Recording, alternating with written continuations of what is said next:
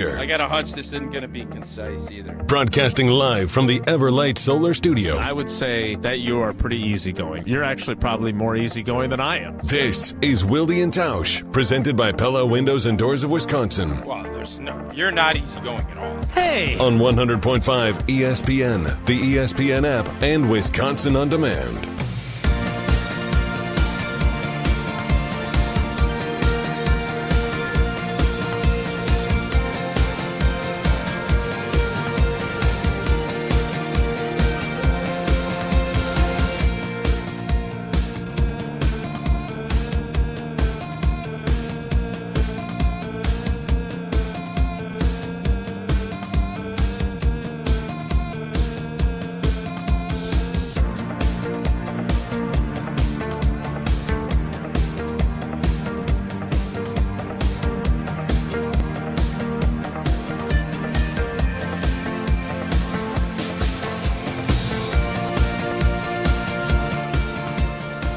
It is the Monday edition. No, it's not. No, it's not. It's the Tuesday edition. Ah. There you go. All right, I don't belong in this seat. Wilde and Tausch. 94.5. Don't give it. What are you, the Vikings? Yeah. Just give in? Yeah, I am. 94.5 ESPN Milwaukee. 100.5 ESPN Madison. 1430 ESPN Beaver Dam. The ESPN app, Wisconsin On Demand. Apple, Spotify, wherever you get your podcasts, and live video streaming, of course, the ESPN Madison, ESPN Milwaukee YouTube channels, as well as the Wilde and Tausch Twitter feed. My name is Jesse Nelson. I am the producer of the show. I am temporarily hosting the show alongside the Packers Hall of Famer, Mark Tauscher. You may be wondering, why are we picking up where we left off? No Jason Wilde to conclude yesterday's show. No Jason Wilde to start today's show.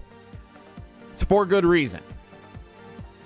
Jason is attending Matt LaFleur's season-ending press conference, which is getting underway any moment up at Lambeau Field. So Jason will be joining the show upon the conclusion of that press conference. He'll be with us for then the rest of the show. We'll talk about some of the things he heard in the Packers locker room yesterday, some compelling conversation from Keisean Nixon, from Tucker Kraft we'll want to for sure dive into. Of course, anything Matt LaFleur says throughout the course of the morning. Evan Cohen of Unsportsmanlike on ESPN Radio, scheduled to appear coming up next, a little bit earlier than his usual appearance time. So a lot to get to on today's show as we continue to debrief from the Green Bay Packers 22-10 loss to the Philadelphia Eagles on Wild Card Weekend. Tausch, good morning. How are you? I'm doing good, Jesse. How do we feel about, obviously Packer fans disappointed. There's varying degrees. Packers Twitter's awesome, by the way. I love Packers Twitter. It is a range from everybody sucks, burn it down. I think Kirk Benkert said that, to everything's great, blah, blah, blah. It's all part of the process. I think somewhere in the middle, as whether it's political or anything else, that's typically where you would want to live. I think, do we feel better? Because Packers Twitter made me feel better after watching a team that I did not believe in all season. And just because I didn't believe in them, I gave them props because they beat the Green Bay Packers twice. They were better than us this season. But quarterback play and not trusting it, it shows up. That's why I didn't believe in the Minnesota Vikings. I love their young talent. They've done a great job. Their wideouts are better than ours. Their O-line is a good group, especially on the edge, but they are missing Darisaw. I was not shocked. I was surprised they got beat as badly as they did last night, but the Rams beat them before. I'm not surprised that they couldn't make a playoff push. Once they lost to Detroit, I had a hunch that was going to happen. I believe I told you that the Green Bay Packers would be in a better spot than whoever lost that game, because that emotional capital, it's a hard thing to overcome. But I think Packer fans feel better, and I don't want us to feel better just because Minnesota stinks. I am a fan. Unlike Jason, I understand it feels good to see someone that is a rival of yours stink. But I don't want to be in that play. I don't want to be Bears fans cheering Pack sucks at a Chicago game. I don't want us, because we're disappointed, to be ecstatic because we lasted the same as the Minnesota Vikings. I don't want to be that fan, but with that, I do feel validated that Minnesota got beat last night. It was fun watching the Vikings just get crushed, and it looked like a team that just gave up, too. Like, Joe and Troy, it seemed like they gave up on the broadcast midway through the third quarter, like they were done with the game. The Vikings felt like they were done with the game. Even when the Vikings scored and went for two, they could have got it to a two-score game at 27-11. They didn't, and then for sure it was over from that point on. But it just looked like there was no life to the Minnesota Vikings at all last night. And yes, it did make me feel good. Like, it doesn't repair the feeling you had Sunday watching the Packers crash and burn in Philadelphia, but it's nice to see that the Vikings at least aren't going to take advantage of that and move on. The Lions, I still feel differently about. The Lions, if they go on... You want them to win, right? I am on the Michelle Smallman train, yes. I think now that the Packers are out... Michelle Smallman on Sportsmanlike weekday mornings, 5 a.m. on ESPN Radio. She said last week, with much ridicule, and we'll talk with Evan Cohen coming up next, too, from that show. She said last week that the Lions are a feel-good story. She feels for the fans, and if the Packers aren't going to win the Super Bowl, the emotional investment she would have would be in the Lions winning. And I agree. I think the Lions and the Commanders, and maybe you can make the argument the Bills, are three teams that have been starved for a Super Bowl for obviously a super long time, if forever, and it'd be cool to see those teams go win. The Vikings, you don't feel the same about them, even though they've never won it. Like, that's the fun. That's the rivalry. It's why they're on a different level than the Lions in the NFC North. So I was happy seeing them lose last night, but it doesn't make me feel better to see them lose. Does that make sense? Like, are you saying you're feeling better? It does to a certain degree. Listen, here's the deal. From my perspective, I have family that lives in the state of Minnesota. I don't like the Vikings. I've been very clear about that. And I don't want my own personal biases to get involved in how I analyze, and I try not to. I was hard on the Minnesota Vikings all year. I never believed in them because I didn't believe in Sam Darnold. And Sam Darnold was a much better regular season quarterback than I ever imagined. What I saw last night is what I expect, because that's who Sam Darnold's been his career. Doesn't mean you can't get better, but they have everything at their disposal. Good coach, pretty good O-line. I know they got worked last night against a good Rams defense. The best probably, as far as a tandem goes, I don't know if there's a better wide receiver tandem in the entire NFL, and their defense has been pretty good all season. Everything lined up. But as far as the other stuff goes, I'm never going to root for the Vikings. I don't ever want to see them win, and I don't want Vikings fans to ever root for us. I love the rivalry. I think it's great. I feel differently about Bears. The Bears have not been good for a while. I probably respect the Bears operation more just because in playing those games, it was always they're just I don't know how to explain it to you, but it's different. And now as watching this thing unfold with the Detroit Lions, I'm hearing a lot of what Michelle and you are saying, and I'll be honest with you, I felt this way until we lost up there, and I'm on St. Brown. There's just a little too much, and now, if I'm being honest with our audience, I think Packer fans, I'm not going to say threatened by, but they have passed us. Their group right now is better than we are. They are in our way. I am not going to root for them to get one because you know what the conversation will be. Y'all had all these quarterbacks, this great quarterback play, and you have 50% more championships. I don't want that conversation. Now, the competitor in me is saying, well, if they win, maybe they will take a beat, grab a dinner, and settle down and not be that same team. That's not how this group's wired. Detroit is a real threat to us as Packer fans and is what we're doing. I don't want to see them. I've changed my tune. I am not interested in seeing Detroit win. I hate Philadelphia too. I think I'm becoming a Washington Commanders fan. I had a over the feeling course you of were the next going to 2 go weeks. there. I had a feeling that would be the team you would That's jump where on. I'm at. Well, maybe that's the question we open up for our fans on the Carbless ESPN Wisconsin talking text line. Lists is Got more 4 teams today. left. Who do you want to see represent the NFC out of these 4 teams? I'd love to see what our fans had to say. And I don't think anybody's going to pick Philadelphia unless you're a naturally born Eagles fan. I don't think anybody's going to pick the Rams, although that has become a feel-good story given recent events with the wildfires and kind of what they're playing for with that entire city now with behind them.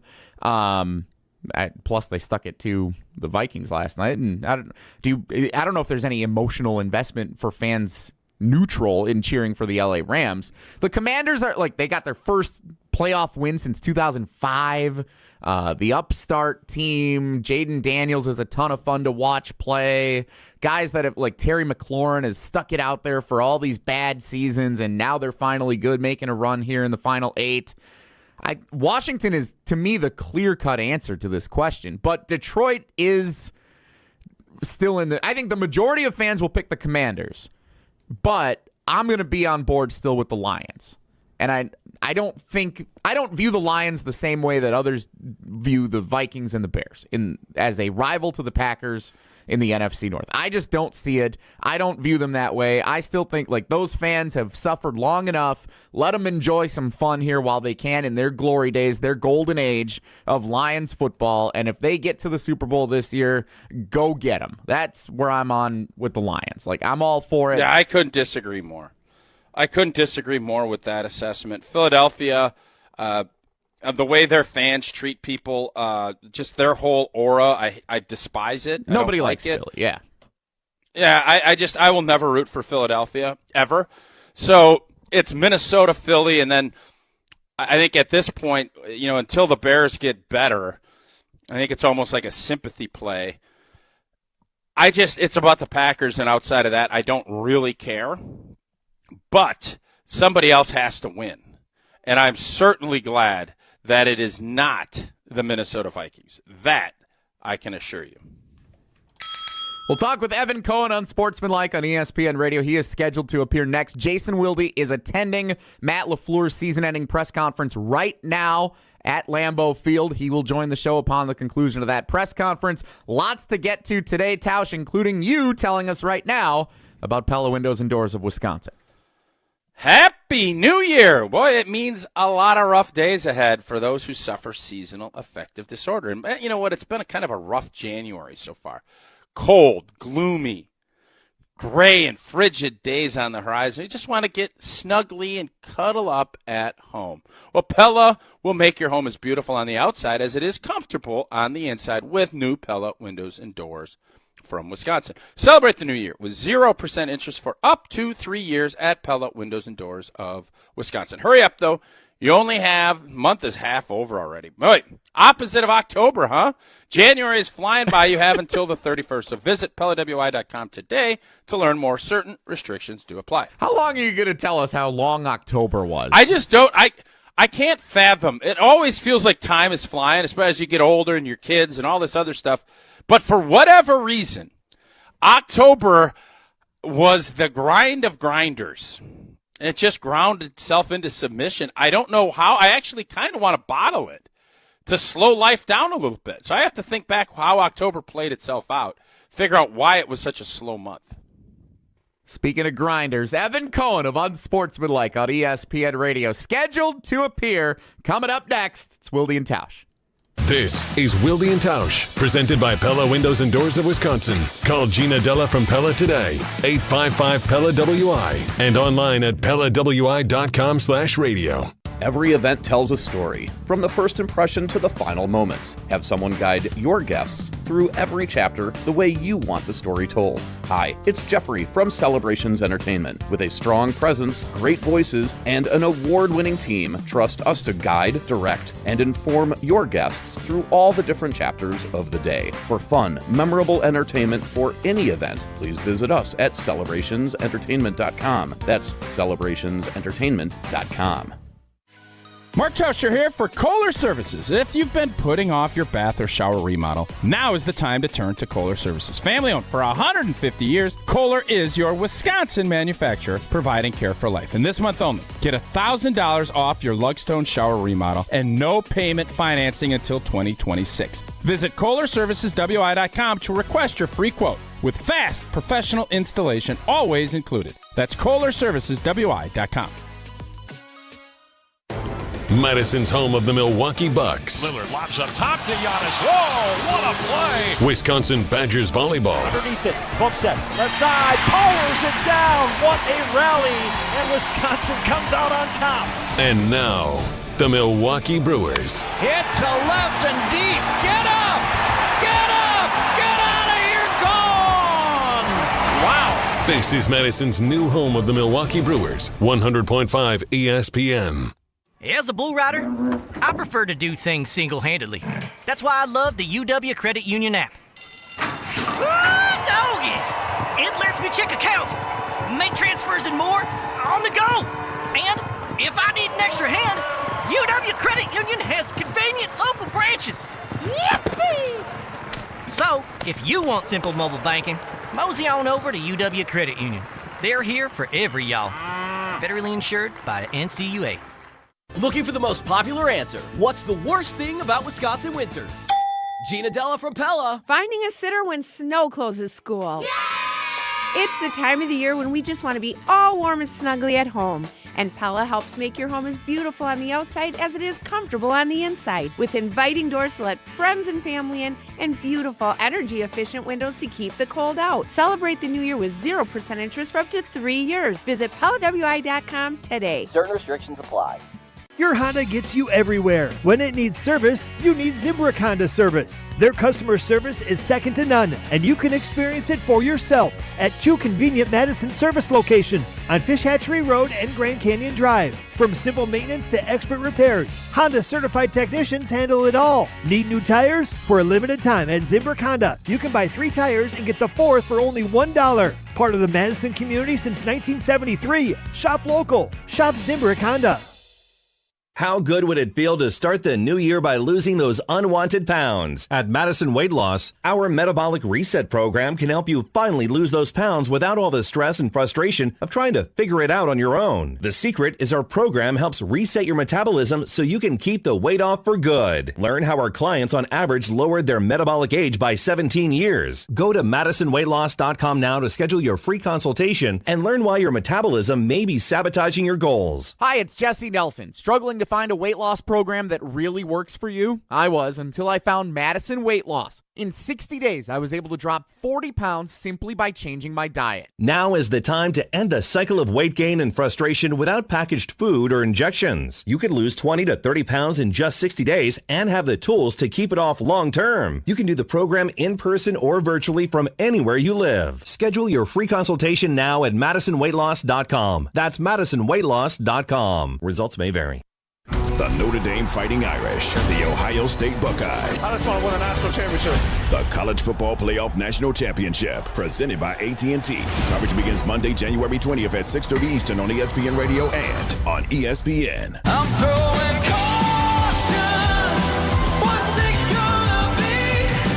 Tonight the winds of change are blowing wild and free. If I don't get out of this town, I just might be the one who finally burns it down. I'm throwing caution. Jesse and Tausch on Wilde and Tausch temporarily. Jason Wilde attending the season-ending press conference for Tom Packers head Clements, coach Matt who's LaFleur. good friends with Evan Cohen. I know Evan is friends with Tom, and Tom's coached Farvey, Rodgersy, Lovey. Not many people have ever had that trifecta in their room, and I think Tom Clements has done a fantastic job with these quarterbacks. Deserves a ton of love from Packer fans, and Matt LaFleur announced in his little presser here that Tom is calling it a day, going to go down to Del Boca Vista and play shuffleboard with Evan Cohen. Host of Unsportsmanlike on ESPN Radio and apparently very close personal friend of Tom Clements, Evan Cohen, joins us. Good morning, Evan. You know how Hey, Jesse, you know how in Tausch, there's like truth, morsels of truth and everything? There's definitely actually a lot of morsels of truth in what Tausch said. Exactly. It's not directly. Yes. He's not like making every part of that up. But I have another issue here. When Wilde is out, why does Jesse get top billing in this? Meaning, why isn't it Tausch and Jesse here on Wilde and Tausch? You just substitute the Jesse for the Wilde. It would seem like Jesse should be and the other guy, and Tausch should be more prominently featured. I know, Tausch, that's what you texted me to say. So what do you guys think about that? Yeah, I could honestly give two rips. I care a lot, actually. And if I'm host of the show, I'm putting myself first. You know me. So here's the deal, Evan. If I really cared, I would tell Jesse, sit it out. I'm going to rush Limbaugh this thing and go solo. That's not my strength. So that's not what I'm going to do. And if Jesse wants to, Evan, could you do a show by yourself? I did a show by myself for years. What are you talking about? Yeah. So you're saying you're as great as Howard Stern and Rush examples Limbaugh. of Interesting. I mean, my first I did not know. 5 to 6 years of radio, my producer at the time, John Martin, J Mart, who's like my closest friend, didn't talk on the air. So yeah, I've done many. How many times have you had lunch with J Mart in the last 6 months? I'm trying to think how many times we eat. I don't know. I mean, we've been around each other a bunch. Yes. More than Jay. Sounds like a heck of a buddy. Yeah, great job. All right, Evco, your co-host, Michelle Schmaldman, on Unsportsmanlike, is now a Lions fan. She's a Lions fan. Jesse is a Lions fan. I'm in the club. You as a Patriots fan, did you ever root for another? If the Patriots didn't get eliminated often when you were a fan, I know you dropped them until Vrabel got hired. But could you ever come to root for the Dolphins or the Bills or the Jets? No. So this is a fascinating twist. Okay, so it's one thing that Michelle said that as a newly minted Packers fan, and that could she have reverted back to her days of being an NFL nomad fan because her team, the Rams, left her city, St. Louis, so she would root for stories every year up until now, and she became a Packers fan. So maybe there's a little bit of did she have a relapse? Jesse has been, to my knowledge, a lifelong Packers fan, except for rooted for the Vikings with Favre. Short break. But he's been a lifelong Packers fan. You can't jump ship now. That's actually way worse than Smalls, and Tausch arguably worse than me as a front-running Patriots fan. Okay, if I'm interpreting the situation correctly, it's not jumping ship. I'm saying it now that the Packers have been eliminated, and I'm not saying I would rather see Detroit win than Green Bay. But if it's not going to be the Packers, Detroit is a long-suffering fan base that has never had that. They're in their golden age of being football fans right now. I went to a game there for and Week a 18 huge a few threat years to ago. everything Green Bay is trying to accomplish. You can't do it. But they're clearly the least impactful rival in the NFC North compared to the history that the Bears and the Vikings have with the Packers. Not today, they're not. Historically, yes. Not today. Going there a couple of years ago, half the bars in Detroit closed on game day in the entertainment district, and the fans long-suffering sitting in those stands saying, man, someday. Jesse, what do you care? What are you doing? What are you doing? You're now... Not only did you make this absurd claim, you're now trying to bring in evidence as to why your claim is logical? Yes! What's going on? That's what he's doing. Isn't that what we do around here? No, but this is the thing. It's not like the NFL ends because the Packers are out. But what should begin is something that is very difficult. I understand this. For the wonderful people in the state of Wisconsin and people that are Midwestern nice, which you guys are, and I'm saying this complimentary, it's to get a little Northeast in you like I have, right? Of somebody that spent many years in Wisconsin going to UW-Madison. Just being a J-Wagon. Yeah, be a jack-blagon. No, it's not bandwagon, Tausch. I said J-Wagon. Like you're being a jack-blank. Yeah. Not got to get a little Northeast sports hate, right? When the Yankees get eliminated, then I'll be like, Red Sox, great story. No, their rooting interest is I have to root for the team playing the Red Sox every single game. Your rooting interest, if you're a Packers fan right now, starts and ends with whoever is playing the Lions. In this case, you should be rooting for the Commanders this week. And then, if the Lions win, you should be rooting for the Eagles or the Rams in the next week. No. It's as simple as that. No. Yeah, Philly fans are Philly fans suck. They just can't do it. I understand your point. I get it. We're not Northeast because I just saw what Philadelphia fans and what they've done for years, and everybody applauded. Now everybody's got phones, and those same fans are getting drummed out of the stadium, which is awesome. I am not a big tech guy, but in this case, I'm on board. You're more Get of a big these tech idiots guy out than of you the lead stadiums. on. You love AI, now you love filming everybody in the stands. All right, Evan. No, I'm not a fan of big surveillance. Wait a minute. Because to Evan's analogy, what I disagree with. I thought you were going to have breaking news. I thought there was some big news coming out of Matt LaFleur. Let me tell you something. This better be good. Evan this says better be good. When you're a Yankees fan, you don't root for the Red Sox in the playoffs. That would be the equivalent of cheering for the Vikings last night or for the Bears. If you're a Yankees fan, the Mets and the Red Sox are the Vikings and the Bears. Rooting for the Lions is like rooting for the Tampa Bay Rays if you're a Yankees fan. That they've just and you still don't do that. But it's not nearly the same as rooting for one of your arch rivals. It's rooting for a team in the division that's been long suffering. Who is the biggest Packers rival right now after the last 2 seasons? Really 3 seasons because of what Detroit did. Who is the biggest rival? Who has been the impediment to the Green Bay Packers winning the division or getting in the playoffs the last 3 seasons? Well, quite frankly, you can make the argument for Detroit or Minnesota. And The answer is Detroit. No. The answer is Detroit for this reason. The answer is Detroit. There to me are 2 games in the last 5-6 years in the NFL that if the NFL wanted an ESPN partnered to make it 30 for 30 and they needed 2 different games to tell as many great stories as possible, here are the 2 games.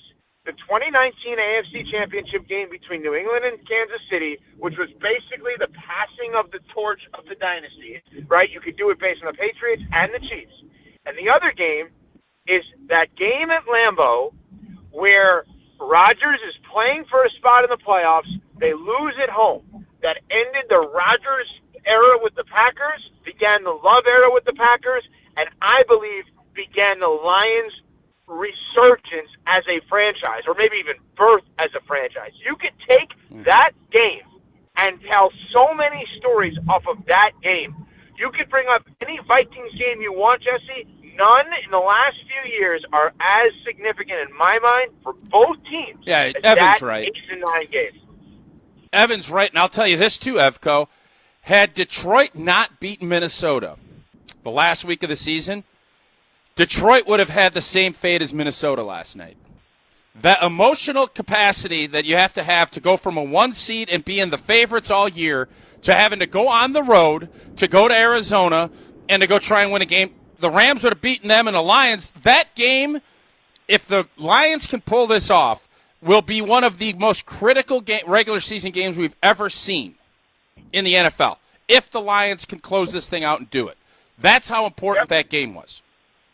Yeah, you're right. All right, Evan. I know I'm right. You're right about that. Why did the Packers, from a national perspective, how do you view their season and what you saw on Sunday against the Eagles? Okay, you guys are going to have to help me choose a word on this. The season almost feels like a waste. Like, what was the point of this season for them? Do you feel like Jordan Love got so much better? I don't. Do you feel like LeFleur got so much better? I don't. He did not. You feel like organizationally you have more confidence in them moving forward? You don't. Yes, Jeff Hafley in the defense, I feel a ton more confident about where we're at defensively. Okay, so then the positives would be Hafley on the defense, very creative, smart hire, obviously by LeFleur.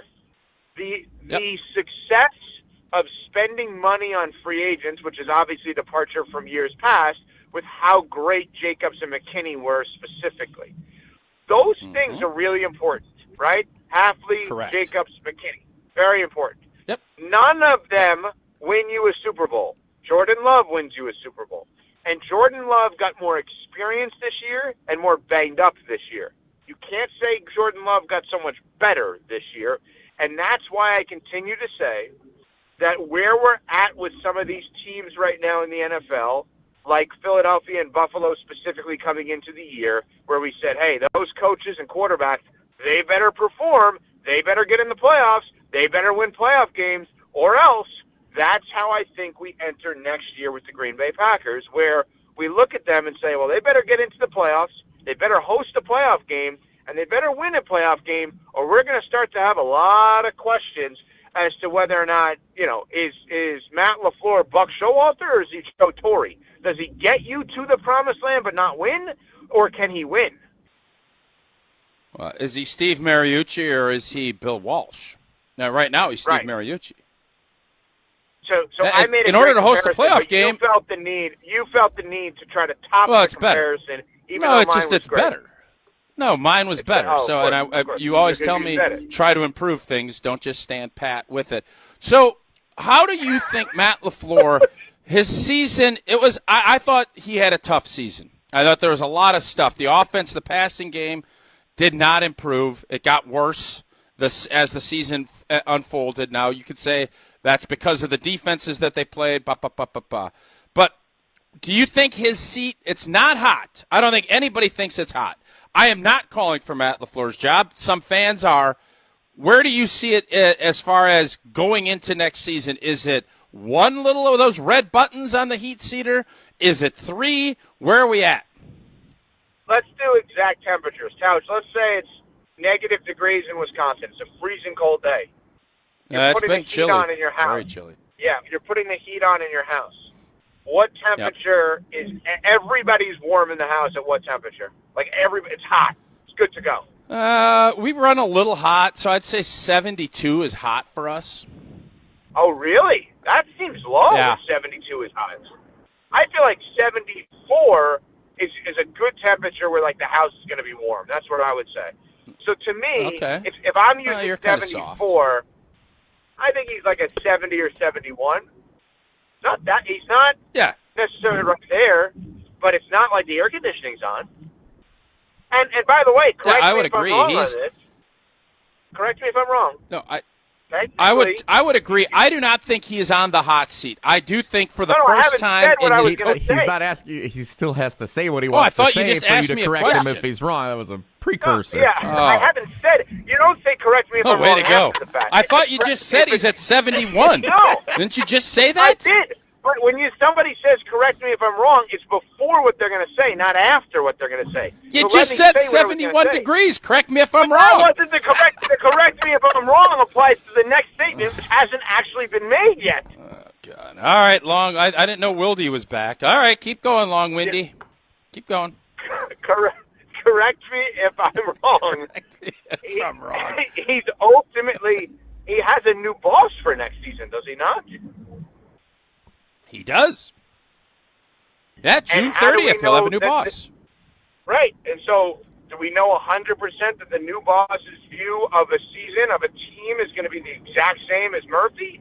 Do we know that the new boss is not going to be interested in bringing in their own head coach if it's a one-and-done again? We have no idea. Matt LaFleur is the kind of coach that would be scooped up in 2 seconds if he was let go. We know that, and it should be scooped up in 2 seconds. But at the same time, these are the Green Bay Packers. Expectations, rightfully so, should be very high. Correct me if I'm wrong. I won't correct you because I don't think you're wrong. So, based on that, Evan, yes, Lions fan. One of the conversation points that a few fans have pointed out on the show lately is the Packers have been into the playoffs.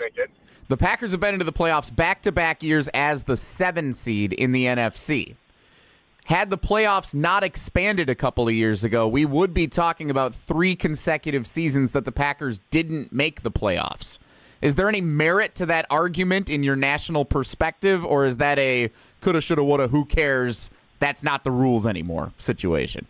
See, I think that is an unfair way of going about it because I think pain and injury management likely alters based on the number of teams in the playoffs and how many weeks rest a player can get while their team is still in contention to make the postseason. how do we know they would have handled every injury? Players, not the team, not the training staff. How do we know players would have handled every single injury the exact same way, or would they have rushed back to help or maybe hurt their team with the right intentions if they knew the playoffs were on the line earlier than they were? Is that fair, Tausch? You've been the one who's been you don't, into the theory there. So here's the thing. If the playoff was on the line against the Bears, we beat the Bears. I think we would have not kind of half-toed our way around that. We would have went all in, and I think we beat Chicago. But Washington was in position that they would have had that spot regardless. So I don't know.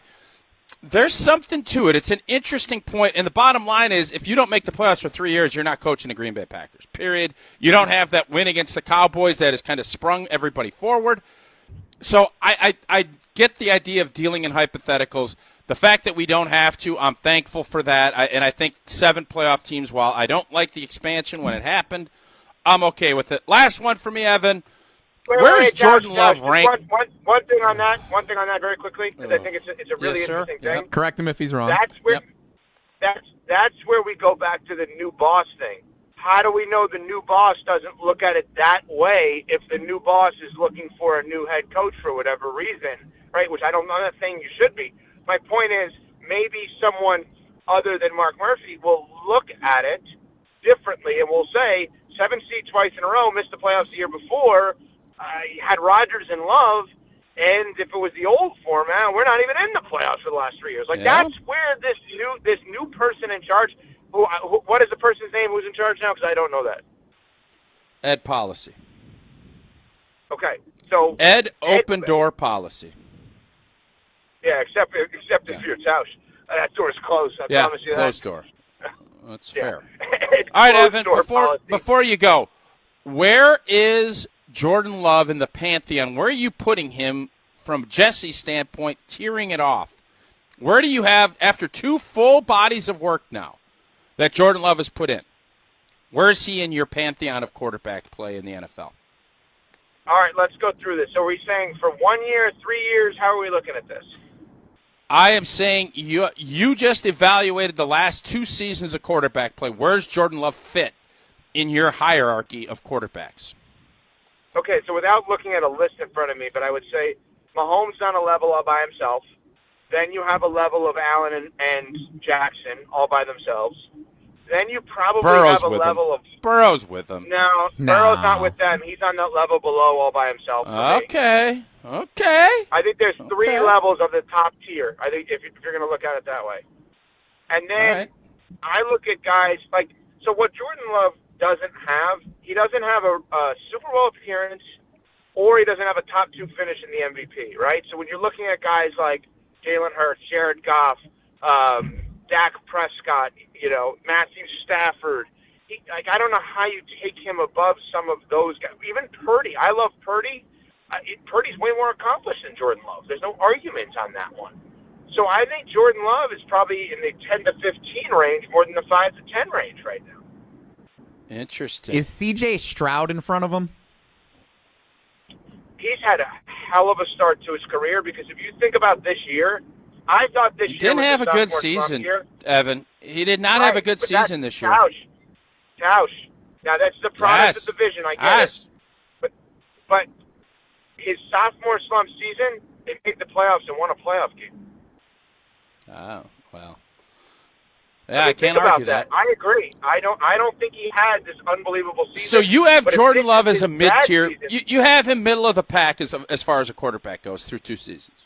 Well, where would I take him the next 5 years over Baker Mayfield? Yes. Who's been more productive? Baker Mayfield the last couple of seasons. Jordan Love has had a really weird start to his career because it's like a starting career. It felt like such a no-brainer to sign him to an extension. It feels so obvious that he's going to be great. It feels so obvious that he's going to be great.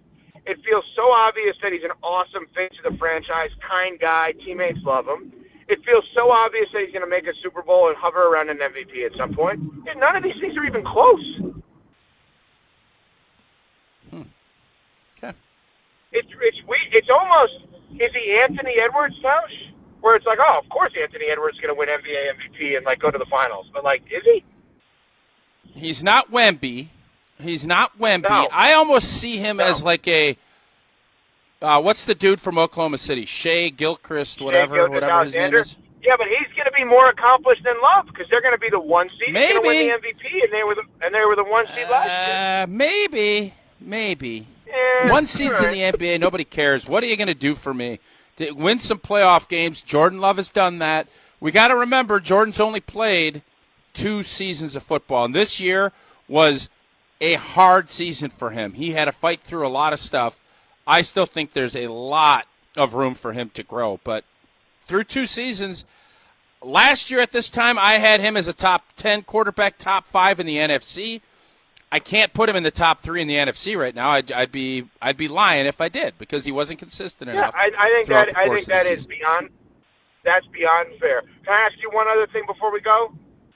Sure. In a way, is there any part of you as a fan like I am, but you know him personally and played for him, that smiled yesterday knowing that Mike McCarthy now can control his own destiny? I'm happy that Mike is going to be able to go do what he wants. I hope he gets another opportunity. I'm a little bit worried he's going to be there's 2 chairs left, and he's going to be the third guy standing in the middle with not getting a cake at one of those cakewalks where you have the musical chairs and you got to get your butt in one of those chairs. I don't think he's walking out of there with a cake. If he does, for argument's sake, and it's not the Bears, is there any chance he reunites with Rodgers? No. You couldn't see both them in New Orleans? No. Nope. What's more likely next year? Mike McCarthy's a head coach of an NFL team, or Aaron Rodgers starting quarterback of an NFL team? Mike McCarthy's a coach of an NFL team. Wow. Thank you, Evan. That's a tough one for me. But, yeah, I hope it's Mike. Evan, correct me if I'm wrong, but I think that's the end of our conversation with you. Well, it's not up to me, Jesse. It's up to you guys. I don't host this show. Yeah, I said thank you, Evan, and then you just sat there. Oh, thanks. You You're put welcome, your name Mark. first. Thanks, Evan. Yeah, Appreciate you, Evan. Great stuff as always. Yeah. Bye. Evan Cohen, host of Unsportsmanlike, weekday mornings on ESPN Radio starting at 5 a.m. Press conference still going on at Lambeau Field for head coach Matt LaFleur. They're still rolling with that thing over there. So lots to say from the head coach. We'll dissect it, review some of the top commentary that we're seeing coming across social media. Tom Clements set to retire as the team's quarterback coach. We'll dive into that and more. Jason Wilde will join the show once that press conference wraps up. So stay with us for all the latest. It's Wilde and Tausch. On the air, on demand, on social, on Wisconsin Sports. Serving Wisconsin sports fans. This is 100.5 ESPN. When you're in the right place at the right time, things get done.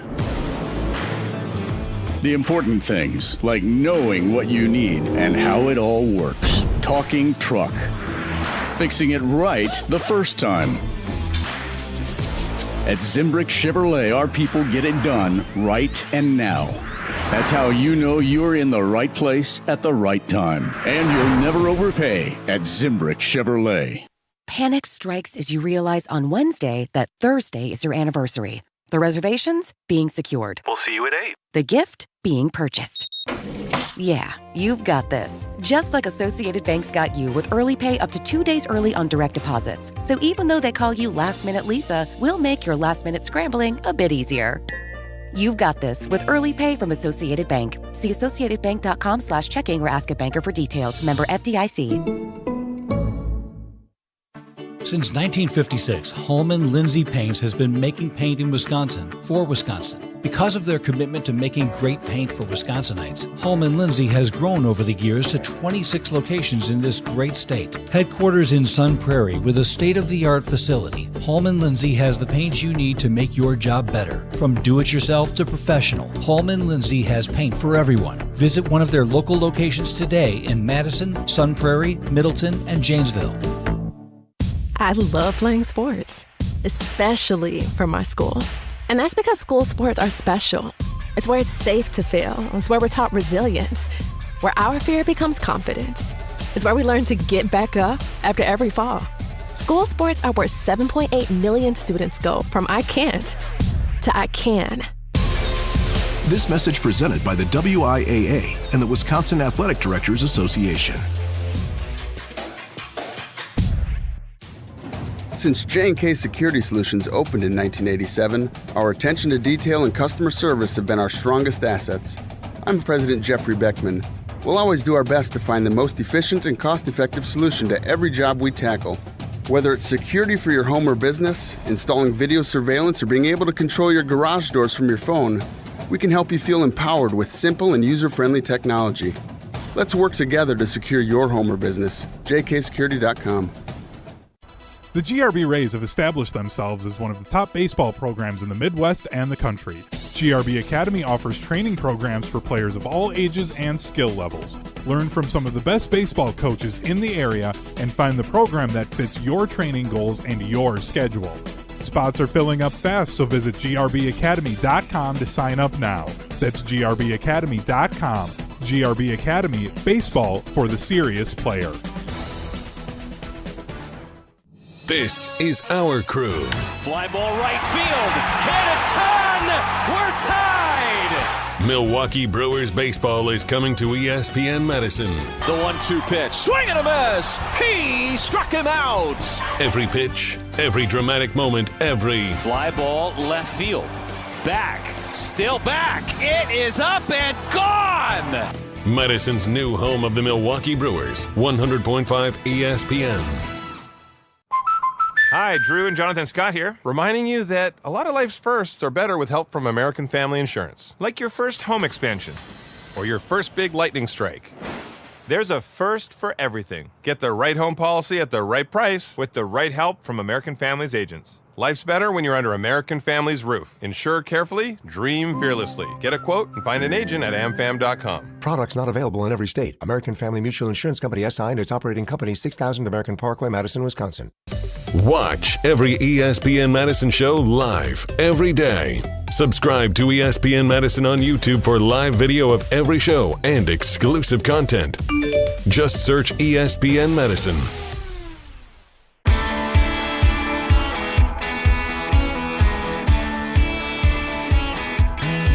He's got a Chevrolet that don't always run and the radio never turns down. He's got a pedigree that's no good for nothing, no commas in his bank account. But there's a girl at the hole in the wall where he plays. Did that already. How we doing? Tausch, Hi, good buddy. morning. Good morning. How'd it go down there? Kind of long. I thought usually it goes about 30 minutes. You're 45 minutes in. Yeah, we kept them for a while. We talked about play action. I'm not sure I got the straightest of answers to that. Did say they were far more efficient running the ball out of the shotgun than they were from under center. Talked about the evolution of the offense. Kind of punted on our back and forth about a number one wide receiver. I'll be curious to see how that plays out. Has not talked to Jair Alexander. He's not doing traditional exit. Yeah,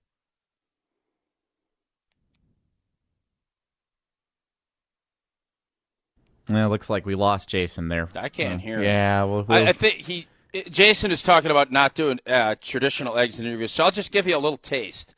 When this happens, your season ends. Typically, it would be a Sunday. You'd play. And then Monday, you go in. You have a checklist of things you have to do. You got to clean your locker out, dump the shoes. The shoes typically get donated to, Boys and Girls Clubs, et cetera, et cetera. And then you go up and have an exit interview with the head coach, and you talk to your position coach. And you'll say, well, this is where we're at. This is what we're thinking. If your contract is up, they'll basically tell you, oh, we love it, blah, blah, blah, we'll figure this out, blah, blah, blah, blah, blah. And I think it's always good to kind of sit down and have 10 minutes with the head football coach, because you don't get a ton of that throughout the season. You're with your position guys, you're with the offensive guys. You'll have some small conversations unless you're a big star on the team or on one of those leadership councils. and it's kind of your way of recapping the season. They tell you, hey, man, we love what you did here. This is some of the stuff you want to work on, and they're very meaningful. I always liked having an exit interview, and I to leave it as a voluntary thing, I guess that's fine, but I would prefer seeing everybody before they walk out that door. Well, and you, if you were on this team, would certainly have the opportunity to do that. For instance, LeFleur and Keisean Nixon will be meeting later today. He had a big smile on his face, and he said it was interesting that Keisean told us that he no longer wanted to return kicks or play the slot, by the way, just be a number one corner. So that'll be on the menu for their conversation when they meet later today. Tausch, I don't expect him to get up there and be harshly critical of his team publicly, right? I mean, you wouldn't want him to do that if you were playing for him. I don't know if I have a clearer understanding other than details, because he talked a lot about details, whether it was about Jordan Love's footwork and his play, or pointing out that they led the league in drops. It was interesting that right out of the gate, talking about the interceptions, he basically said that the second interception to Vaughn, that Tucker Kraft ran the wrong route at the wrong depth, and that's what leads to that throw.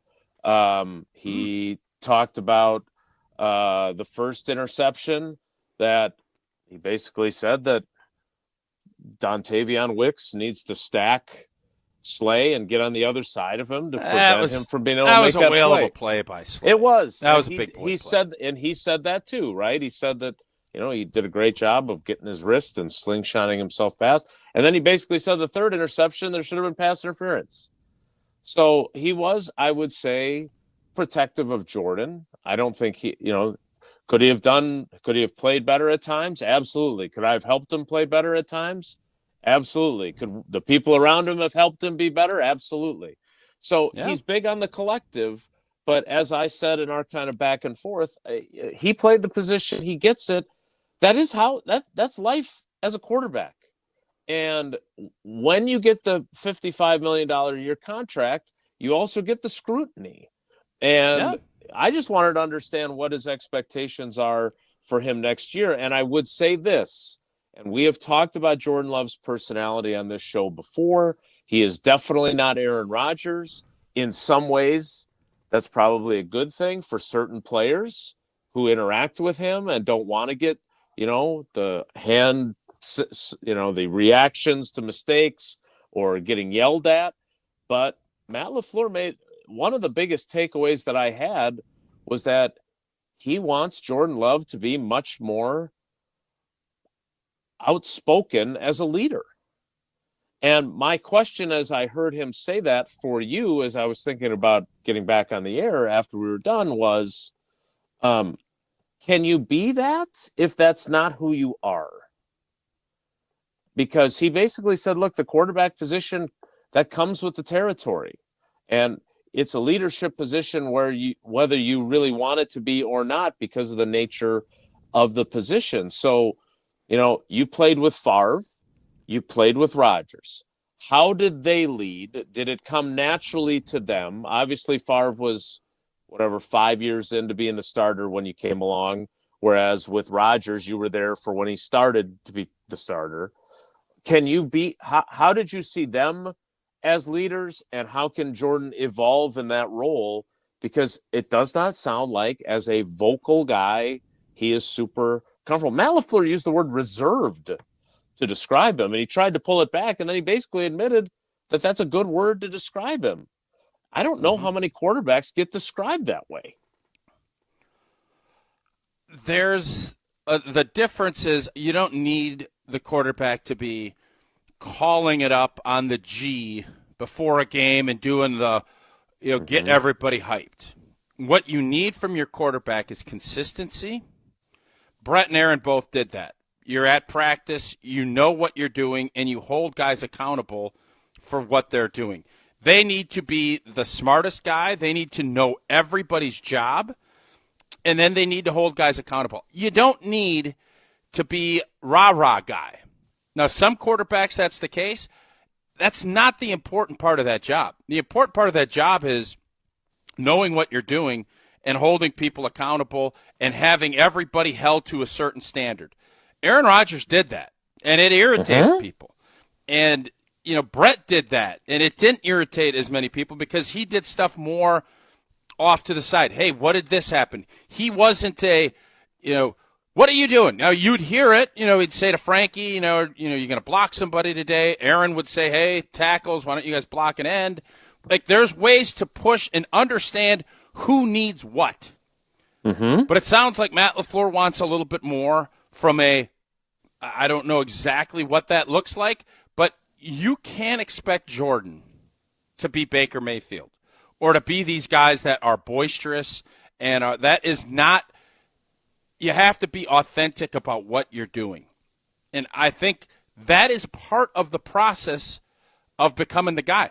Jordan was trying to figure things out. It would be a really bad idea if last year Jordan is Mr. Vocal and calling stuff. You have to grow and earn that. It doesn't come. You have to. That's why, for me, I didn't say a word for 6 months when I first got to Green Bay. I just shut my mouth and worked. And then as you start gaining confidence and understanding it, you can stand up and talk and do that stuff. But that's obviously a concern, and I think the bigger concern, and you heard this with some of Tucker Kraft stuff yesterday. I didn't love what I heard from Keisean Nixon. Leadership is a hard thing. And when you bring guys in and they're two of your best players, do you give up the rest of that locker room? How do you meld that all together? You have a young quarterback. You just need good leadership. It doesn't necessarily have to be the certain guys. Quarterback does need to lead. They have to have some components. It doesn't need to be rah-rah Newt Rockney. And I think they're trying to figure that out because big games, when do you need it? You need it when there's adversity. You need it when you have to kind of calm guys down and say, we need to work through things. Everybody can lead when you're winning by 20 points. When you're beating the Saints. That's easy. When is it hard? When you fumble an opening kickoff and you're down 7-0. Right. Ryan Grant fumbles a couple. We're down 14-0. It'd been real easy to say, it's not our day. Guys, talk to RG. Favre, that's what you need. That's what the Green Bay Packers need to see from Jordan and from some other leaders stepping up when you're having adverse situations.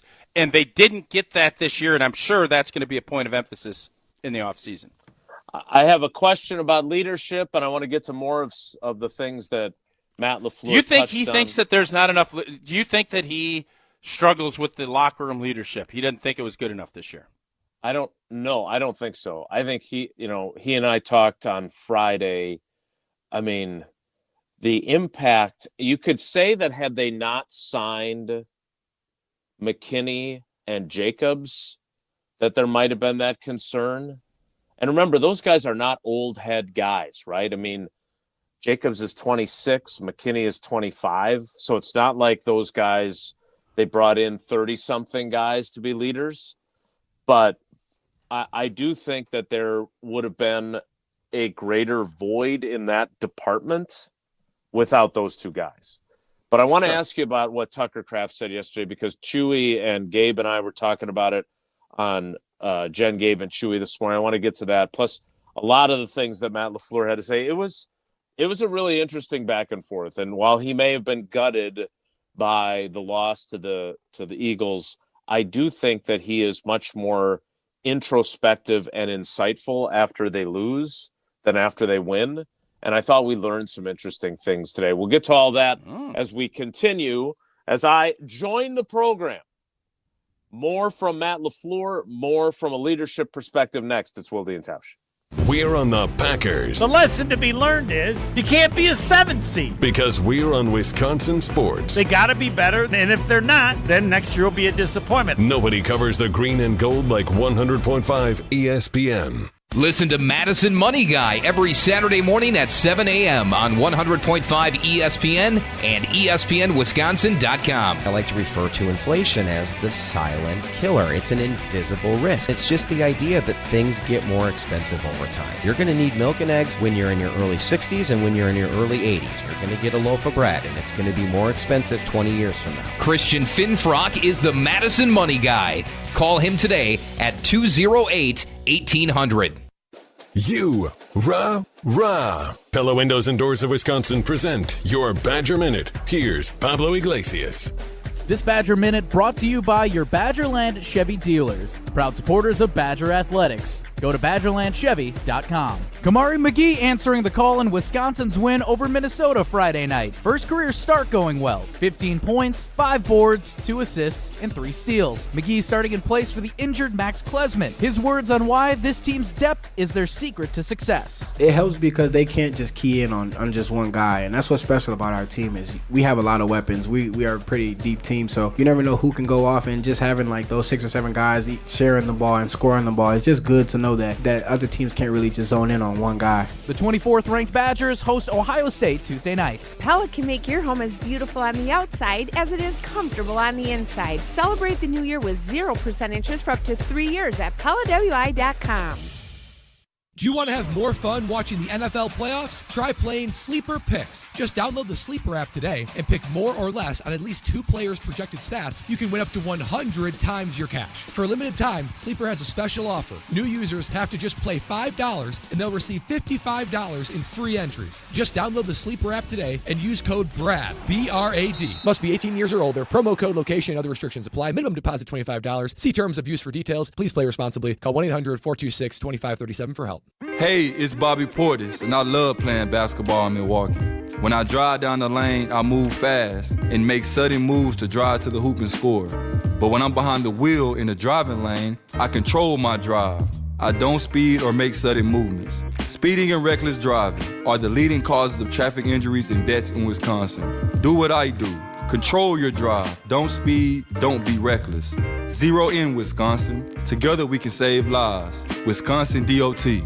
It's New Year, new deals at Metro Ford of Madison. With 204 new vehicles in stock, Metro Ford is your home for the best selection and the biggest savings of 2025. Enjoy the 2024 Ford Escape with 1.9% APR for 66 months, $15.97 per thousand borrowed. Or get the future of driving with the 2024 Ford Mach-E at 0% APR financing for 72 months. But hurry, these deals end February 3rd. Visit Metro Ford in person or online at metrofordofmadison.com and drive off in the new Ford of your dreams today. Hold your friends close and your rivals closer on Jim, Matt, and Molly. Molly, thank you so much for hopping on. You obviously have carte blanche to join the show whenever. Now, Evan Cohen did think that you might actually be on the show more during your maternity leave than Matt Hamilton will be on during the same time. Okay. I'll take the challenge. Molly, okay. We want you to be better and rested and ready to get back, and I don't want to lose this.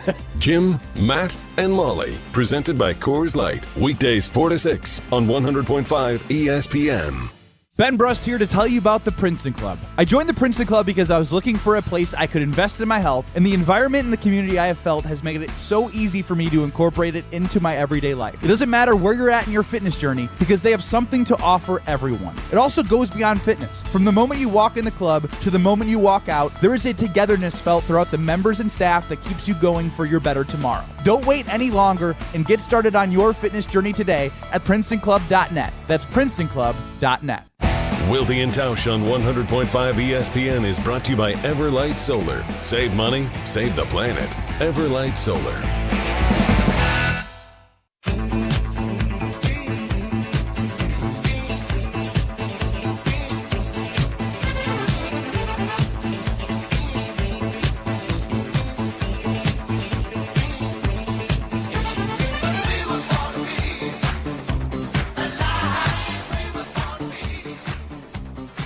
We'll get to the Tucker Kraft thing because I am really intrigued by what Tausch is going to think of this. We'll play the audio and we'll discuss because I don't know if announcing that you intend to be more of a leader is how leadership works.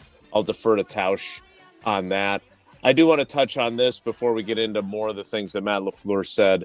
You obviously played on this team when Tom Clements was the quarterback's coach.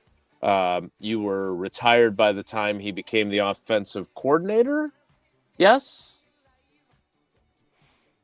Sure. I think. And then obviously Mike McCarthy took back his play calling duties, and then Tom moved on and came back under Matt LaFleur at Aaron Rodgers' behest.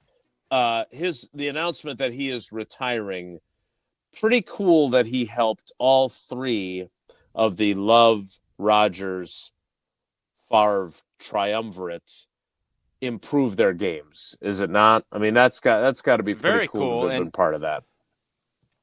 It's very cool. I think it's a testament to him and what he was able to do, because everybody just thinks, well, you watch by watching Brett, and then Aaron, Jordan watches Aaron, et cetera, and that is true. But think of the personalities and the egos he's had to manage and try to help throughout those processes. I think Tom had a way about him to kind of figure that piece of it out, and to still be kind of, just a quiet dude that went about his business, and guys respected and listened to him. And for him to come in, and then Matt to keep him even after Rodgers left, and for Jordan to say the positive things he said about Tom, kudos to Tom. Job well done by Tom Clements. Speaking of jobs well done, if you haven't renovated your bathroom, Doug and the team at Kohler Services will undeniably do a job well done. Just ask the folks at the Coliseum who need to have it done to their old school bathrooms. Or go into some hotels. Yeah, there's a lot of work that needs to be done in the bathroom game.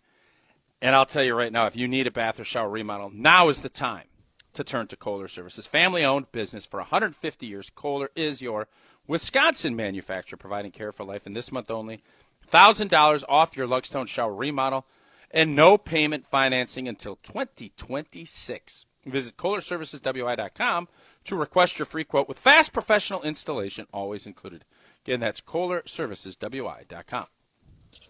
The 10 o'clock hour of Wilde and Tausch starts in 2 minutes, so stick around. Don't go anywhere. Another hour of Wilde and Tausch, presented by Pella Windows and Doors of Wisconsin, is coming up next on ESPN Wisconsin, the ESPN app, and Wisconsin On Demand.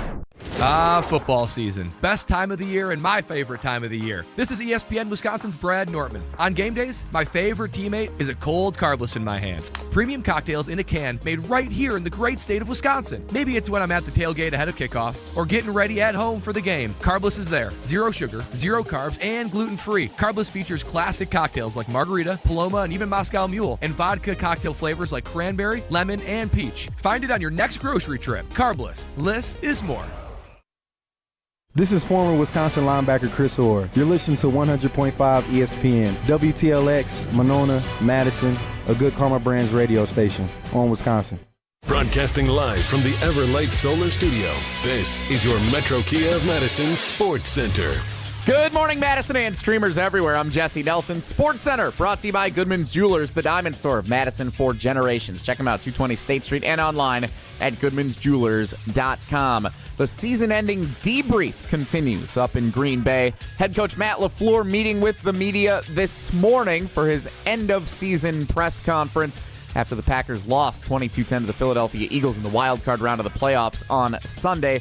That comes after players met with the media in the locker room for cleanout yesterday up in Titletown, including tight end Tucker Kraft, sharing some frustrations with the conclusion of the Packers season. Yeah, as a team, we need to wake up. Wake up. I mean, how many times do we have to just, not everyone talks about how we're just not okay with just making the playoffs, but we have yet to, walk the walk. Reactions to all of the season-ending commentary continuing on Wilde and Tausch until noon today, right here on 100.5 ESPN. All three of the state's big basketball teams in action tonight. 7th-ranked Marquette at DePaul. The Bucks host the Kings, and 24th-ranked Wisconsin hosts Ohio State. Metro Kia of Madison, Madison's trusted Kia dealer. Stop into Metro Kia on the east side of Madison or metrokiaofmadison.com.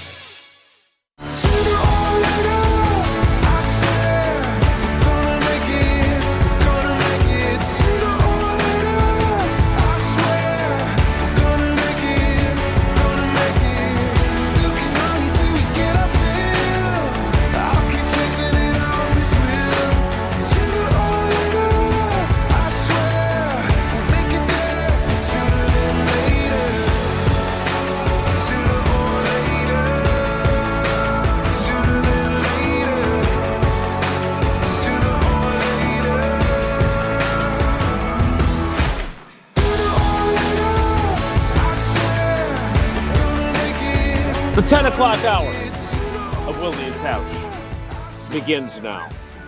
Getting some feedback on the YouTube comments. I don't know if the carbless talk and text line has the same feedback. But there are angry Packers fans. And look, I get it. You wanted the season to go longer. I understand. Okay, so I'm not saying you don't have every right to be disappointed. But I feel like there are some folks that are angry enough about the disappointment of not going further in the playoffs that wanted a pound of flesh today from Matt LaFleur. I thought the questions that we asked today, again, if you want them to be confrontational or if you want them to be angry, that's not what you're going to get from me. Maybe you can get that from some other reporters, but I went into this wanting to understand your offense cratered at the end of the season. How much of that is passing? I mean, he and I flat out said it. I mean, we went back and forth 2 different times, once about Love and once about the passing game and the offense. And I said, look, when you got here, we all looked and were like, oh my God, there's guys running wide open all the time. Like, it was such a noticeable departure from Mike McCarthy's offense. And then I said it to him. And then to hear you say after the Vikings game, we need to win our one-on-ones, I guess I just didn't see when your offense wasn't functioning at a high level down the stretch. I didn't see guys wide open nearly as frequently. And I can't control the answer I get from him. And he clearly went in wanting to spin, look, we were not good enough. It's collective. It's everybody. It's the coaches. It's the receivers. He was harsh on the protection against Philly. He thought that the protection against their front was not good enough. Now you lose Elton Jenkins. That might have something to do with it, if we're being honest. So again, like, if you went into this press conference hoping that we were going to be the villagers at the gates with pitchforks and torches, you're right. You didn't get that from us. But I wanted to understand, where does he think Jordan Love is in his development? And what the hell happened to the offense that used to have guys open all the time? And that led to a back and forth about play action, where he spent a good portion of it filibustering about what's play action and how do you define it. And that's great because it's a very fair point from him. But at the same time, like... Did you ask him if he watched the Rams game last night? I did not. That would have been interesting because what we saw last night, and I tweeted this, was a ton of Shanahan, McVay, LaFleur principles. It wasn't shotgun, and listen, man, I understand LaFleur talking about Josh Jacobs likes it a certain way. I want my players, sure, especially as productive as Josh is, I want to listen to them. But just watch what they did to Minnesota last night. Look at what they did. And that's a staple of what he's doing. If you want to do RPOs and do some different things out of gun to get guys there, I'm on board with that. But just to say we've changed and we don't really have anything else, 3 play-action passes in a full playoff game? Did anybody ask him that? What did he say? We went back and forth on the play action, and his argument, like, he kept going back to how it's defined, which, again, doesn't get me any closer to the answer. But the fact of the, he was, for example, if it's a token, fake handoff, but the linemen are pass setting, in my mind, that's not play action. Okay. I'm not going to lie. I was a little bit frustrated by that because if we talk about process and we talk about definitions, it doesn't get to the core of my question, which was you changed your run game to fit Josh Jacobs. And Josh Jacobs is freaking awesome. So I get why you would want to. And your run game was very effective this year. No doubt. Which is a positive. So the problem becomes understanding how do you get your passing game then to be as efficient and productive as you want it to be when you have eliminated some of the marriage between the run scheme and the pass scheme. And, he did say, buried in some of his answers, that's one of the things they absolutely have to work on, right? During the offseason. Yep. Is figuring that out. And so is that the sexy answer that you wanted of, yeah, we sucked at that and we got to get better. And it's not, Jordan's got to make more throws. I mean, if you wanted ownership to the degree of we sucked, like if that's what you were hoping he would say, he didn't say that, but I thought he was very clear cut on that they just weren't good enough offensively, which I think is an acknowledgement of why their season is over. Like he kept saying you can't turn the ball over 4 times and win a playoff game. He's right. And the fact that they were within 16-10 was because of their defense. Now, I would say this about something he said about the defense is that they started in one place, and I put in a request. I would love to have Hafley on the show as opposed to just sitting down with him.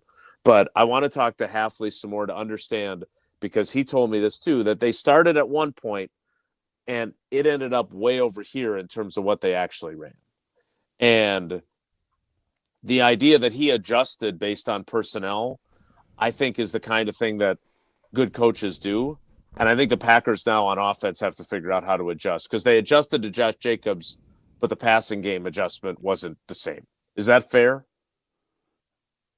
You'd have to ask Matt. I don't know. I mean, the passing game was not good enough at when the you end. Watched them. The passing game wasn't good enough at the end, period. And the idea of this is what your basic fundamentals are is play action, marrying stuff up.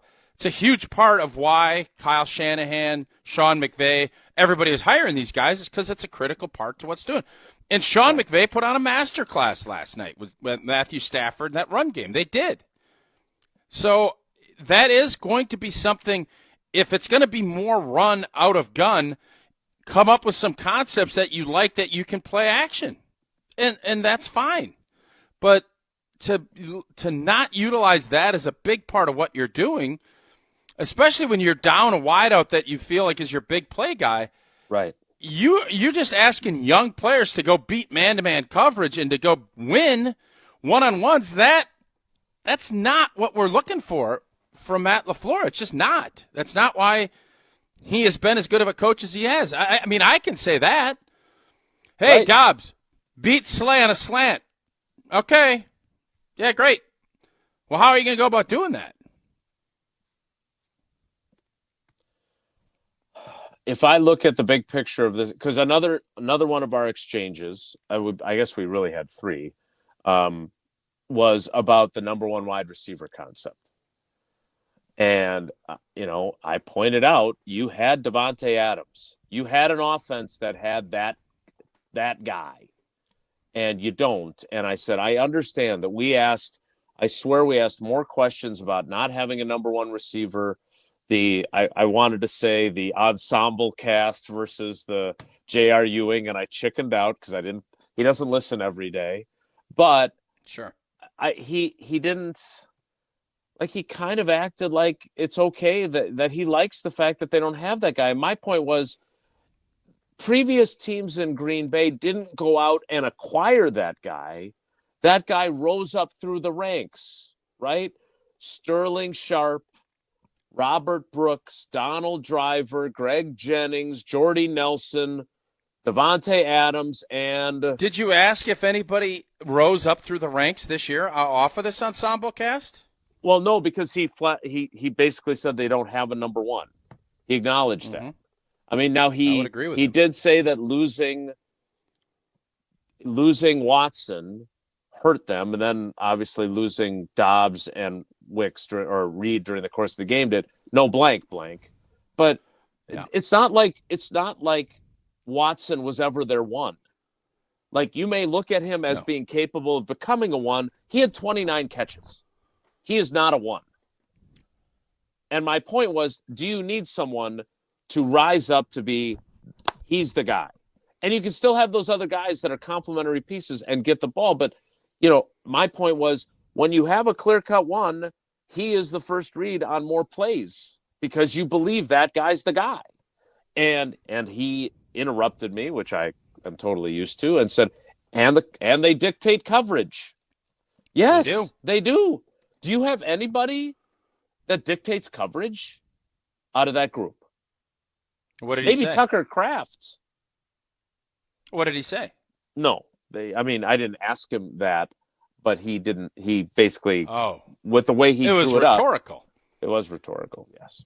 So again, I'm going to tell you this. I think listening to that, I have not heard but listening to you transcribe it to me, they are going to go and be very aggressive to find somebody because they realize this passing game is not what it needs to be. I think you're going to see them focus more on Tucker Kraft as one of those guys that could be. I think they've now looked at him and they're going to look at him the same way San Fran looks at Kittle, the same way that Kelsey is looked at when he was in his prime with Mahomes. He was asked and that. base some stuff about Kittle. He was asked that. Tom Silverstein asked, "Can Tucker Kraft be like George Kittle and Travis 1,000%?" And the answer is yes. Agreed.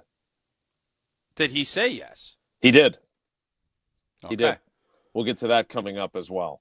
Tucker Kraft also has nominated himself to be a bigger leader.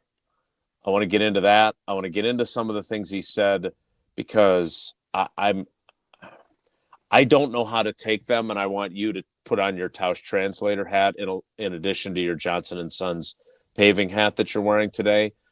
Tucker Kraft, if there were futures on Prize Picks, I feel like you'd be taking a lot of mores on him just in terms of your expectations.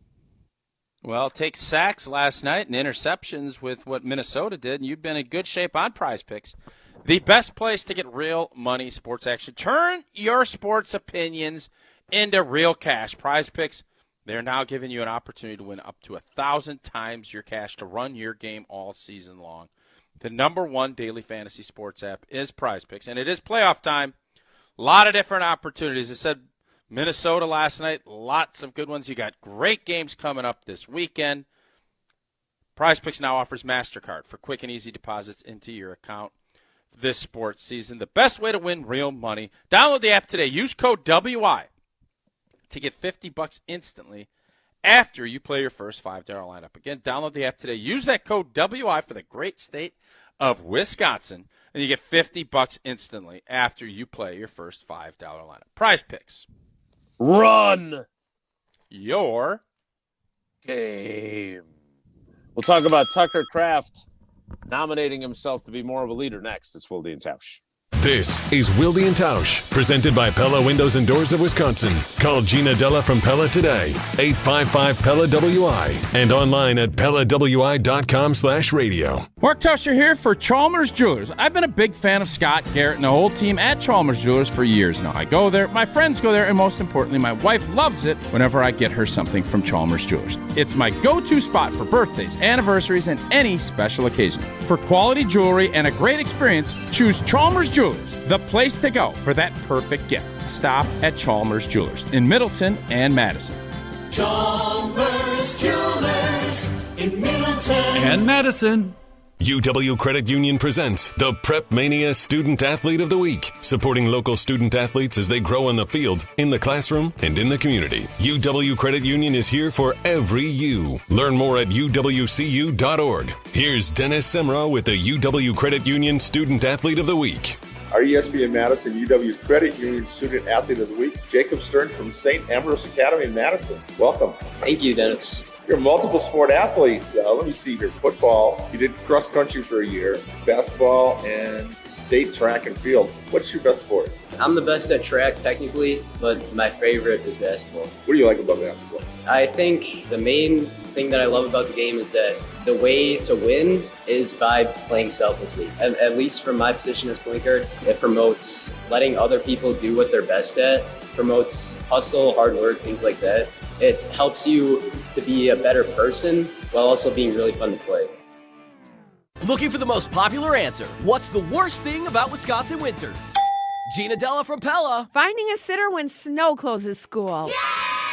It's the time of the year when we just want to be all warm and snuggly at home. And Pella helps make your home as beautiful on the outside as it is comfortable on the inside, with inviting doors to let friends and family in and beautiful energy-efficient windows to keep the cold out. Celebrate the new year with 0% interest for up to 3 years. Visit PellaWI.com today. Certain restrictions apply. I love playing sports, especially for my school. And that's because school sports are special. It's where it's safe to fail. It's where we're taught resilience, where our fear becomes confidence. It's where we learn to get back up after every fall. School sports are where 7.8 million students go from I can't to I can. This message presented by the WIAA and the Wisconsin Athletic Directors Association.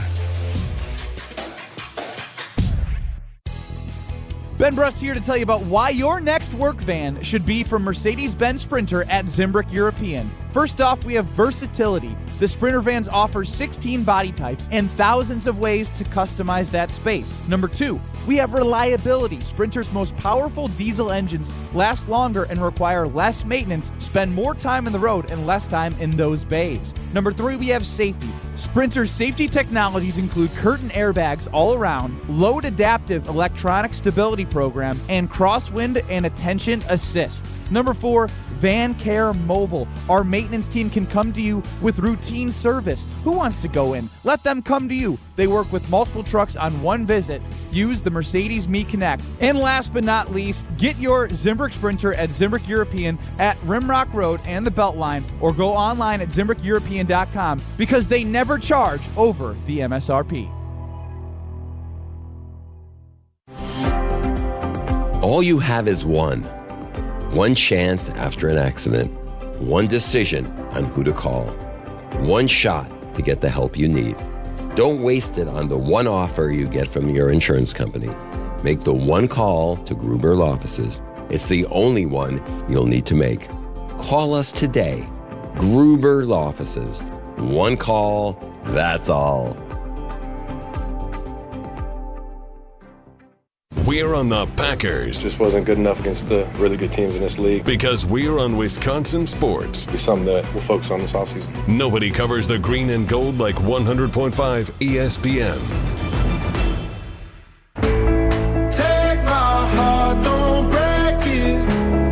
Love me to my bones. All this time I wasted. You were right there all along.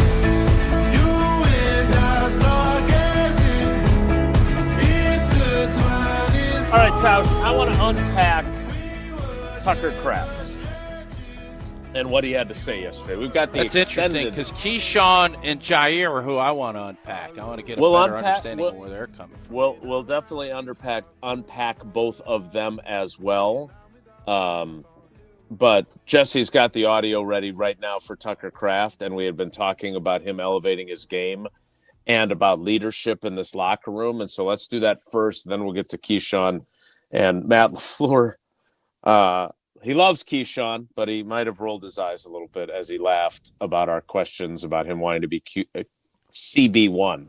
But let's hear from Tucker Kraft. And I want you to think about some of the aspects of this. One, what you said about him being a George Kittle, Travis Kelce type.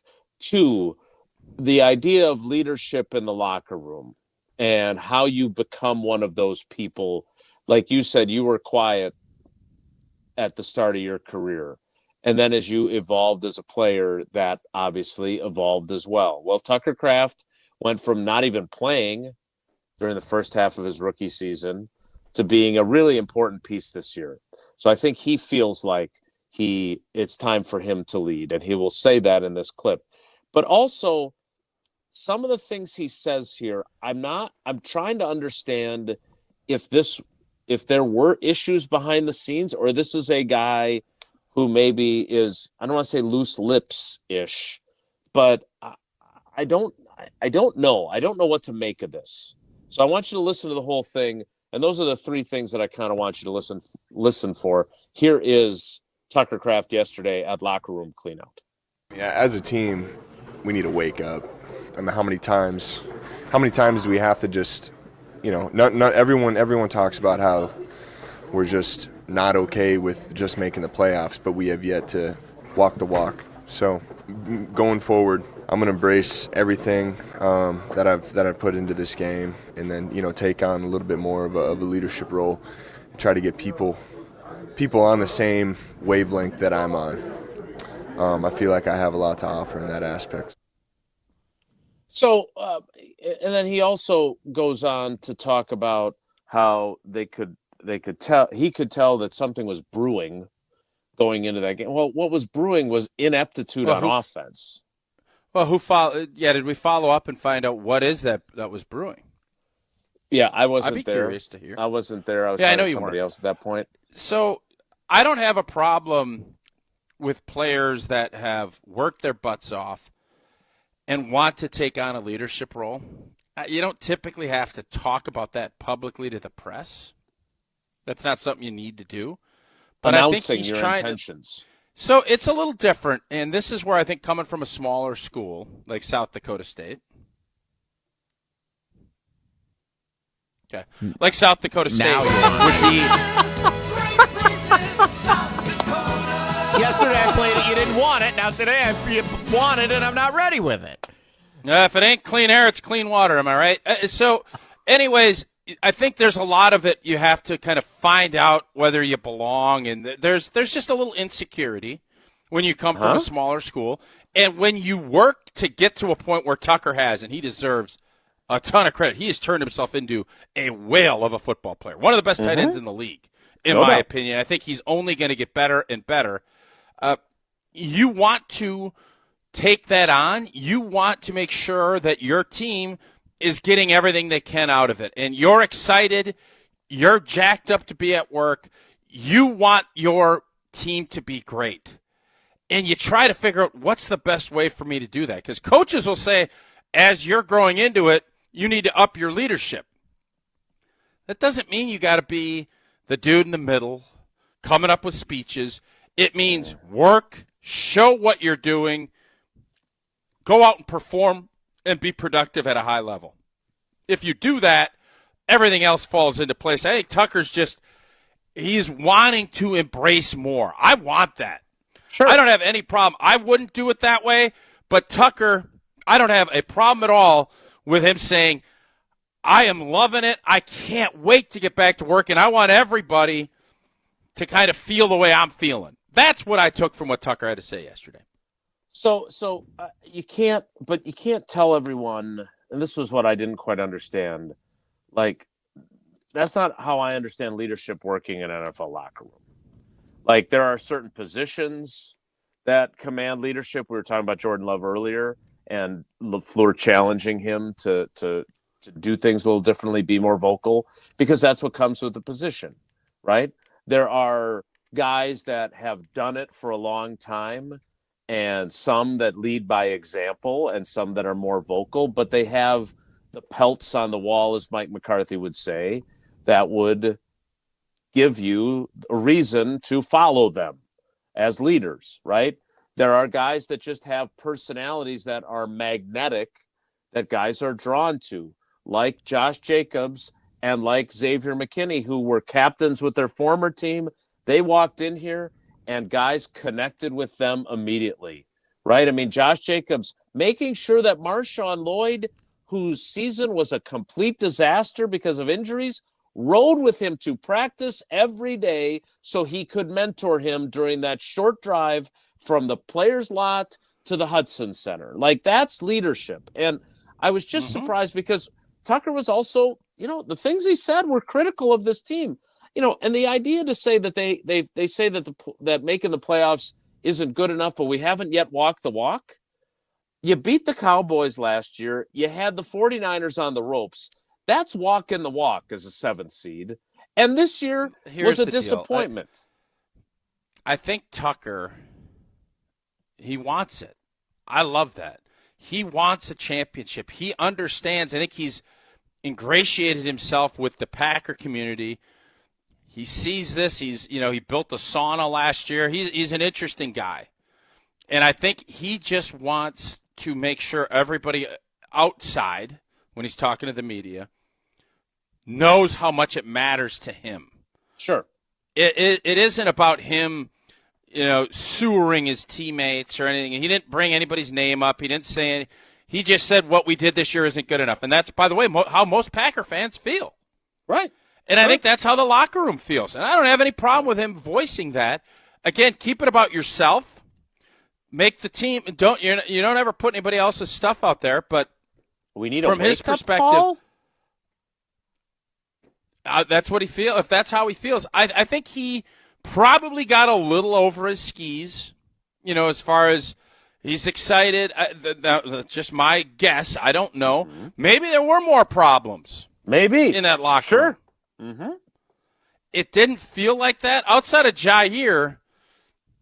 I don't think so. But then when Keisean Nixon comes out and is saying the stuff he's saying, it gives you pause. Like maybe there's a lot of people that are unhappy. Romeo Dobbs, that scenario played out.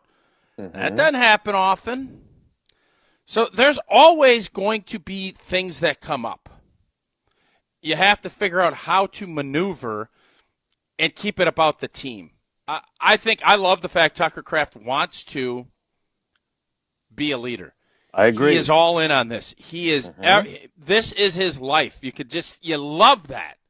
So I am not going to critique and be all overly critical that he is super excited that his career has gone way up and he is elevating and he's going to take a leadership role. He's going to have to find out what that looks like to him. And I think as he continues to be an incredibly productive player, he will figure that out and be maybe a little more measured with some of the stuff he says publicly. But at the end of a season, I'd much rather you do that now than middle of the year, and then all of a sudden everybody starts pointing fingers. Well, who's he talking about? Is he talking about me? Then Wilde's coming in here, and he's asking me who Tucker Kraft. I don't know. You don't want all that. So I don't have any problem. I think when they get back there in April or May and they start rolling again, Tucker Kraft will be one of your leaders in that locker room. So, let me clarify this because I'm totally with you on I love the fact that he wants to do this. I think that's a great thing, right? And he's feeling himself right now because he played so much better and has become an integral part of what they do. My only thing is that leadership is a nuanced thing, especially in an NFL locker room, right? To be really good at it, you have to know which guys need the kick in the ass and which guys need the pat on the back. You need to have really good timing with when you choose to do different things with different guys, right? And you being around that offensive line, I always go back to being in your meeting room during that 03-04 time and being around you guys. There were a bunch of dudes there that knew, okay, we can give this guy grief. This guy's a little more sensitive, so we're not going to kill him all the time. We might get after him a little differently. You got to know your people. And Tucker is at a point where I love the fact, like you said, that he wants to take on that role. I think there's a little more to it than just saying, I'm going to be more of a leader next year.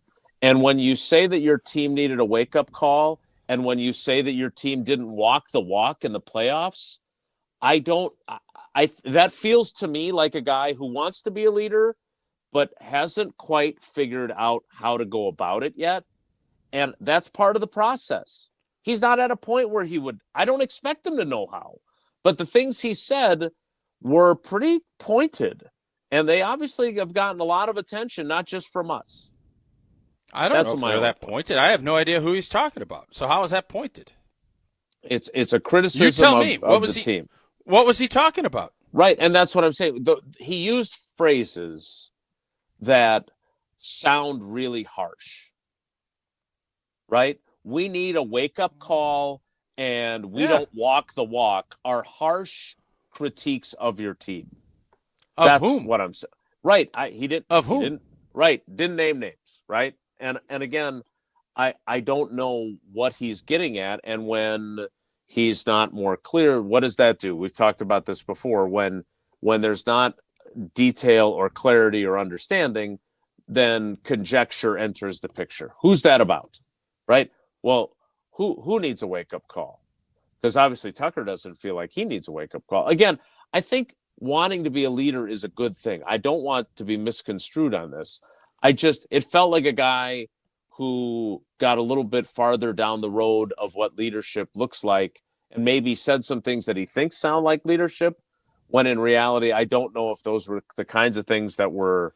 Yeah, he's trying to figure it out. He's a young player trying to figure it out, and you guys are asking him all kinds of questions, and I think he wants to relate to our fan base without being like super critical and pointed about who he's actually saying it about. I guess I just don't have any problem with what he said yesterday, other than the fact that he said it and that he kind of pronounced himself. But I think that's him trying to manifest and put it out there like, I want to be held accountable. I want this. Bring it on. And when you guys have questions about stuff that's happening, Tucker Kraft wants to be one of your front-facing guys. I think that's super admirable. Yeah, I am curious to know. I just want to understand what he saw. And if I had been there, my follow-up questions would have been, what do you mean by that you guys needed a wake-up call, right? Because that's a buzzword phrase. What, Tucker, you guys did win a playoff game last year and had the 49ers on the ropes. When you say you don't feel like you guys walk the walk, what does that mean to you? I just want to understand it more. Follow-up. Yeah. So again, I think, and Packers Outsider made a really good point in the YouTube chat, that we're watching, because they're so young, we are watching these guys figure it out on the fly. Like when I got here, Reggie and Leroy Butler and Matt LaFleur and Brett Favre were all established leaders. That's not the case here, right? We saw Christian Watson, for example, become a leader. We saw him grow into that role, right? He was the spindly rookie who arrived.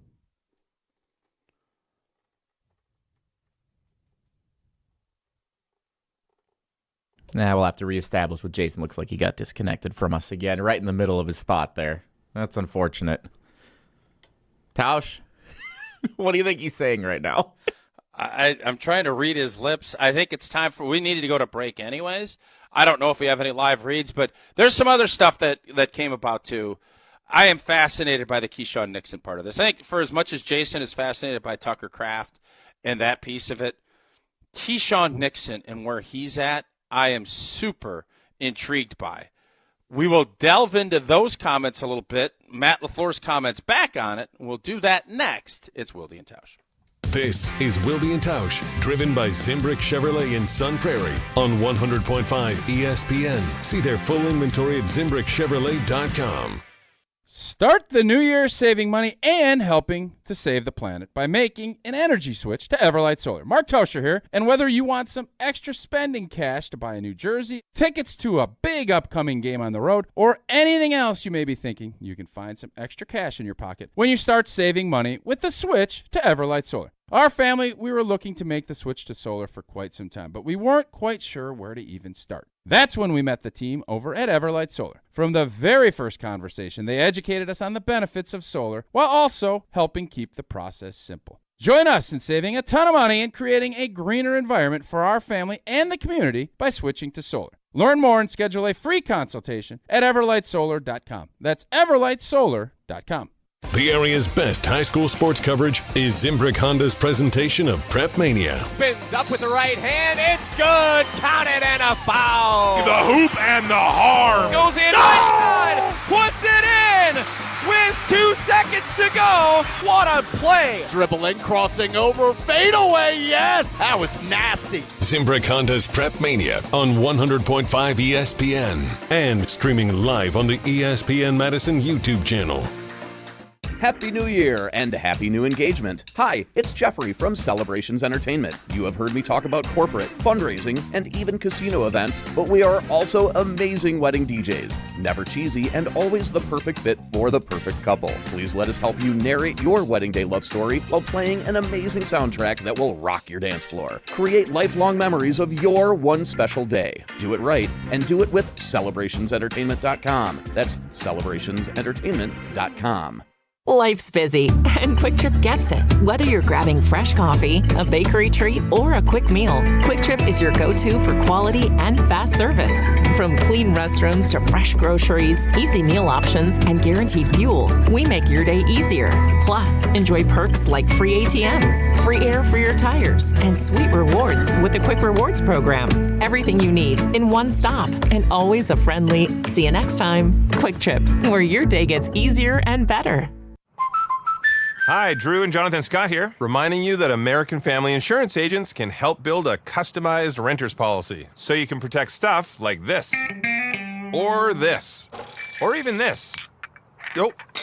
Well, case in point. Life's better when you're under American Family's roof. Insure carefully, dream fearlessly. Get a quote and find an agent at amfam.com. Products not available in every state. American Family Mutual Insurance Company SI and its operating company, 6000 American Parkway, Madison, Wisconsin. Searching for the perfect brunch spot this weekend? Look no further than the Great Dane Pub and Brewing Company. Every Saturday and Sunday from 10 a.m. to 2 p.m., indulge in the Great Dane sweet and savory brunch menu paired with mimosas, Bloody Marys, or one of their signature beers on tap. Enjoy at any of their 4 Madison area pubs, downtown, Hilldale, Fitchburg, or East Madison. Learn more and view the full menu at greatdanepub.com/brunch. Great Dane Pub and Brewing Company, Madison's original brew pub since 1994.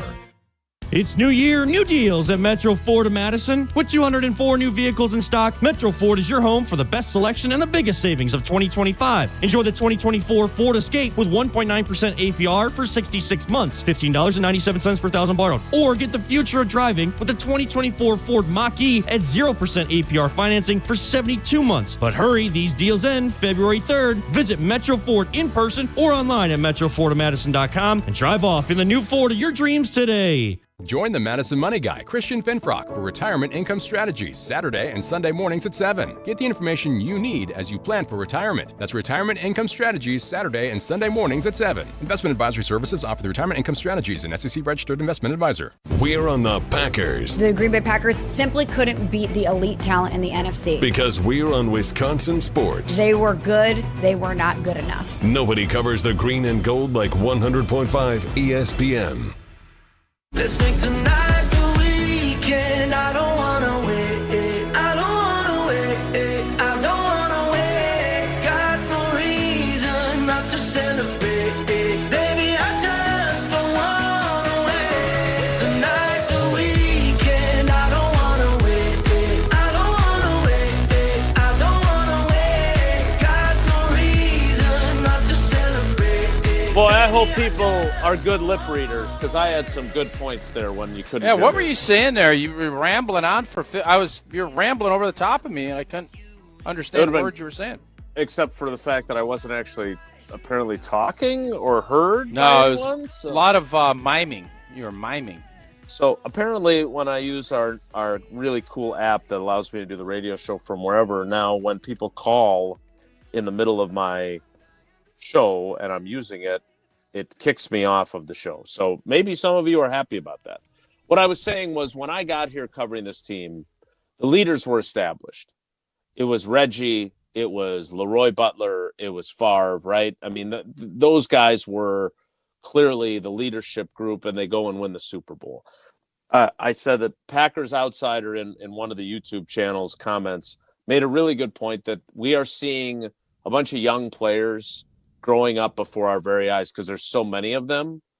My point was, when you make comments like, and I don't have a problem with the comments themselves, but they are buzzwords that get a lot of attention.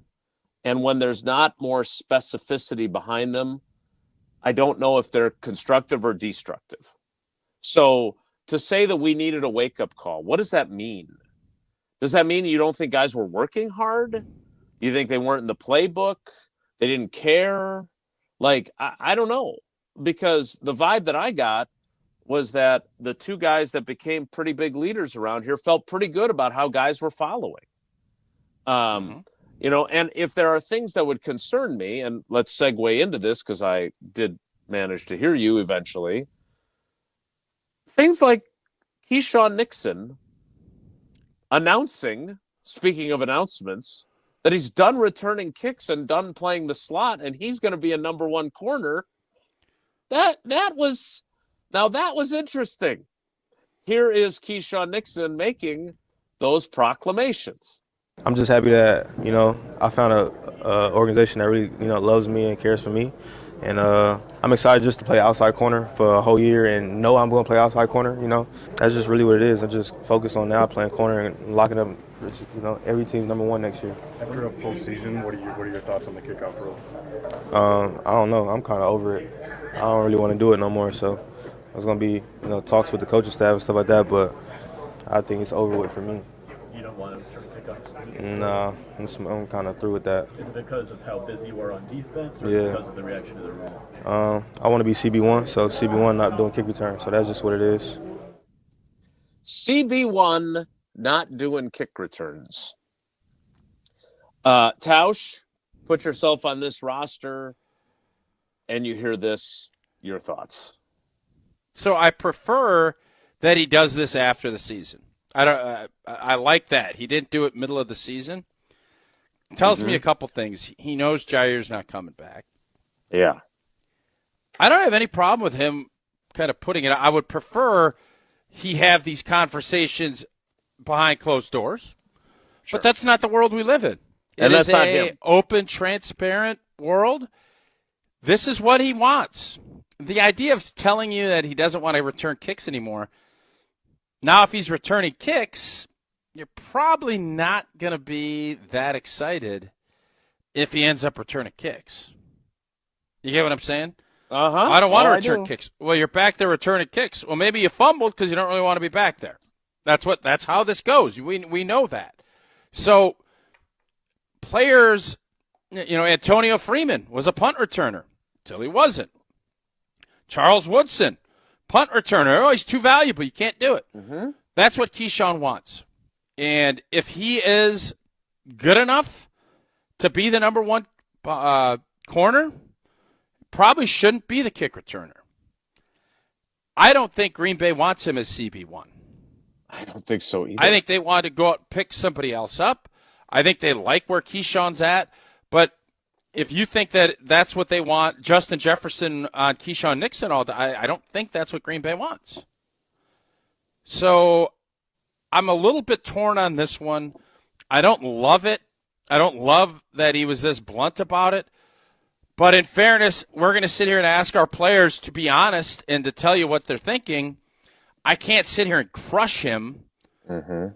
I would crush him if they said, we need you as kick returner in a game coming up on a playoff, and he's like, no, I'm not doing that anymore, as that was his role.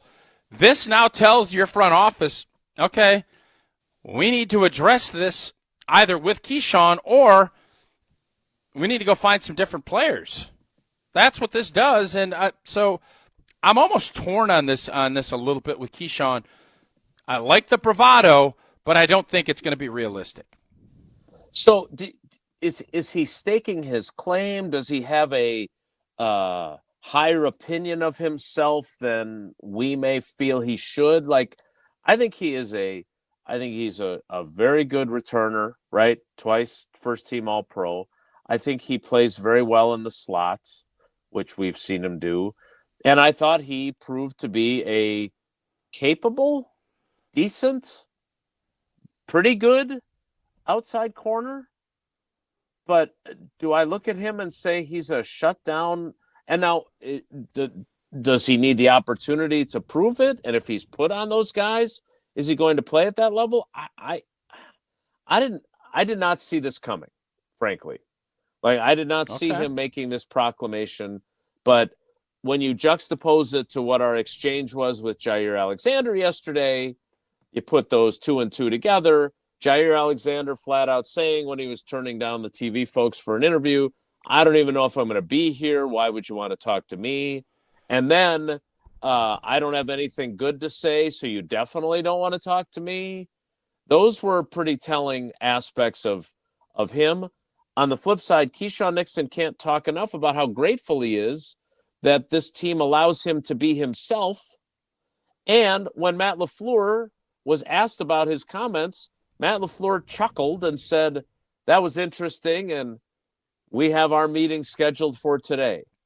So I think struck me as, I would have preferred he hadn't said that to you guys. I think he actually flat out said that to us, that he would have preferred Keisean had not said that. But what is this? This is, you take the good, you take the bad with a guy that you allow to be himself, and this is the bad part of it? How do you view it? Yeah, it's exactly how I view it. Yeah. All right, we'll get to more of the things that Matt LaFleur had to say during the course of his 40-plus minute press conference with us to wrap up the season. Want to remind you, as I talk about Associated Bank all the time, there's so much more than just the official bank of the Packers. They've got so many more perks that come with being an Associated Bank customer, like Credit Monitor. You get your free credit score, you get credit and fraud alerts and more from anywhere, and it's free with both balance checking and choice checking. You get early pay. I tell you about that all the time, about your direct deposits. The $50 overdraft grace zone, which if you overdraw by less than $50, they've got you covered. Free overdraft protection for transfers as well, and those 30,000 plus surcharge-free ATM. So go to AssociatedBank.com, find out more about all the great perks that come with being an Associated Bank customer, including Packers checking. More Wilde and Tausch straight ahead. Stick around. We're on the Packers. For me, the next year, this upcoming year, because we're on Wisconsin sports. It's when I'm judging Jordan Love on a lot of things. Nobody covers the green and gold like 100.5 ESPN. Madison athletes seeking elite training need to get started today at Total Athlete Performance. TAP is here to serve and educate the serious athlete with their speed, agility, and semi-private training options. Sessions are now available in both Windsor and their TAP facility inside the Verona Athletic Center. Also access remote training anytime, anywhere with the Total Athlete Performance app. Visit tapwisconsin.com for subscriptions, including monthly payment options. That's tapwisconsin.com. You, rah. Pella Windows and Doors of Wisconsin present your Badger Minute. Here's Pablo Iglesias. This Badger Minute is brought to you by Steinhafels. Shop Tempur-Pedic mattresses at Steinhafels and get a Queen Tempur-Pedic mattress for just $48 per month when you use Steinhafels 60-month financing. Only at Steinhafels. Kamari McGee answering the call in Wisconsin's win over Minnesota Friday night. First career start going well. McGee starting in place for the injured Max Klesman. His words on why this team's depth is their secret to success. It helps because they can't just key in on just one guy, and that's what's special about our team is we have a lot of weapons. We are a pretty deep team, so you never know who can go off, and just having like those 6 or 7 guys sharing the ball and scoring the ball, it's just good to know that other teams can't really just zone in on one guy. Pella can make your home as beautiful on the outside as it is comfortable on the inside. Celebrate the new year with 0% interest for up to 3 years at PellaWI.com. Mark Tusher here for Chalmers Jewelers. I've been a big fan of Scott Garrett and the whole team at Chalmers Jewelers for years now. I go there, my friends go there, and most importantly, my wife loves it whenever I get her something from Chalmers Jewelers. It's my go-to spot for birthdays, anniversaries, and any special occasion. For quality jewelry and a great experience, choose Chalmers Jewelers, the place to go for that perfect gift. Stop at Chalmers Jewelers in Middleton and Madison. Chalmers Jewelers in Middleton and Madison. Monday nights this football season, huddle up for the Great Dane Huddle, driven by Janesville Kia. I go to the Ohio State fans. They are so ridiculous. It's not even fair to acknowledge them because they are ridiculous. For some reason, they think they invented football in Ohio. That's why I used to love to kick their ass. The Great Dane Huddle, driven by Janesville Kia. Mondays at 6 on 100.5 ESPN and Wisconsin On Demand. Life's better with American Family Insurance. Because whether it's a family road trip in your dream car or hosting a family reunion in your dream home, we help you feel protected so you can enjoy those dreams with peace of mind. Save up to 23% when you bundle home and auto. American Family Insurance.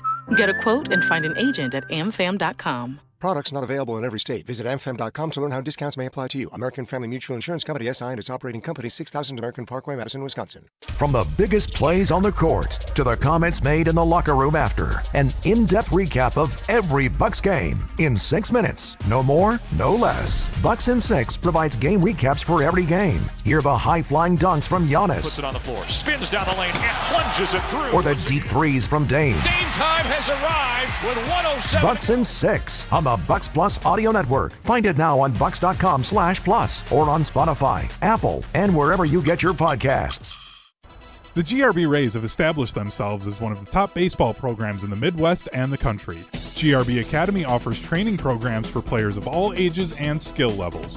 Learn from some of the best baseball coaches in the area and find the program that fits your training goals and your schedule. Spots are filling up fast, so visit grbacademy.com to sign up now. That's grbacademy.com. GRB Academy, baseball for the serious player. We're on the Packers. Did we crown Jordan Love as the next Hall of Fame quarterback early? Because we're on Wisconsin sports. That is a fair question to ask. Nobody covers the green and gold like 100.5 ESPN.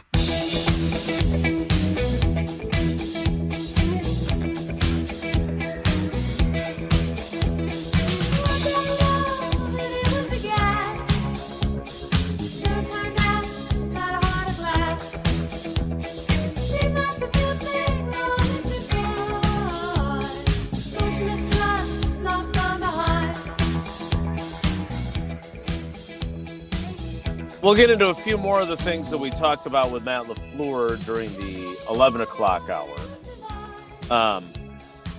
Tausch, I feel it's a little Groundhog Day-y with some of the topics that are, because it feels like it's the same issues, right? Like the passing game's lack of productivity down the stretch, the emergence of a number one wide receiver. I thought that was important, right? And when I think about how this offense is going to make the next step, those are important pieces to that. Like, we're not just looking back on, okay, this year was a disappointment, you didn't get as far as you wanted.